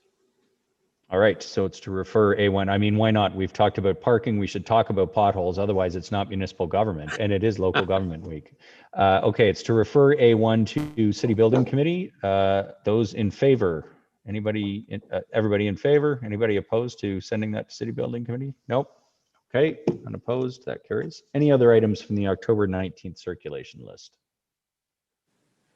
Okay, seeing none, the remaining item is in camera, so I need a motion to move into closed session to discuss the staff report concerning the potential land disposition matter, Vesper and Victoria Streets. Moved by Councillor Kungl, seconded by Councillor Harris. All those in favor of going into closed session, please indicate.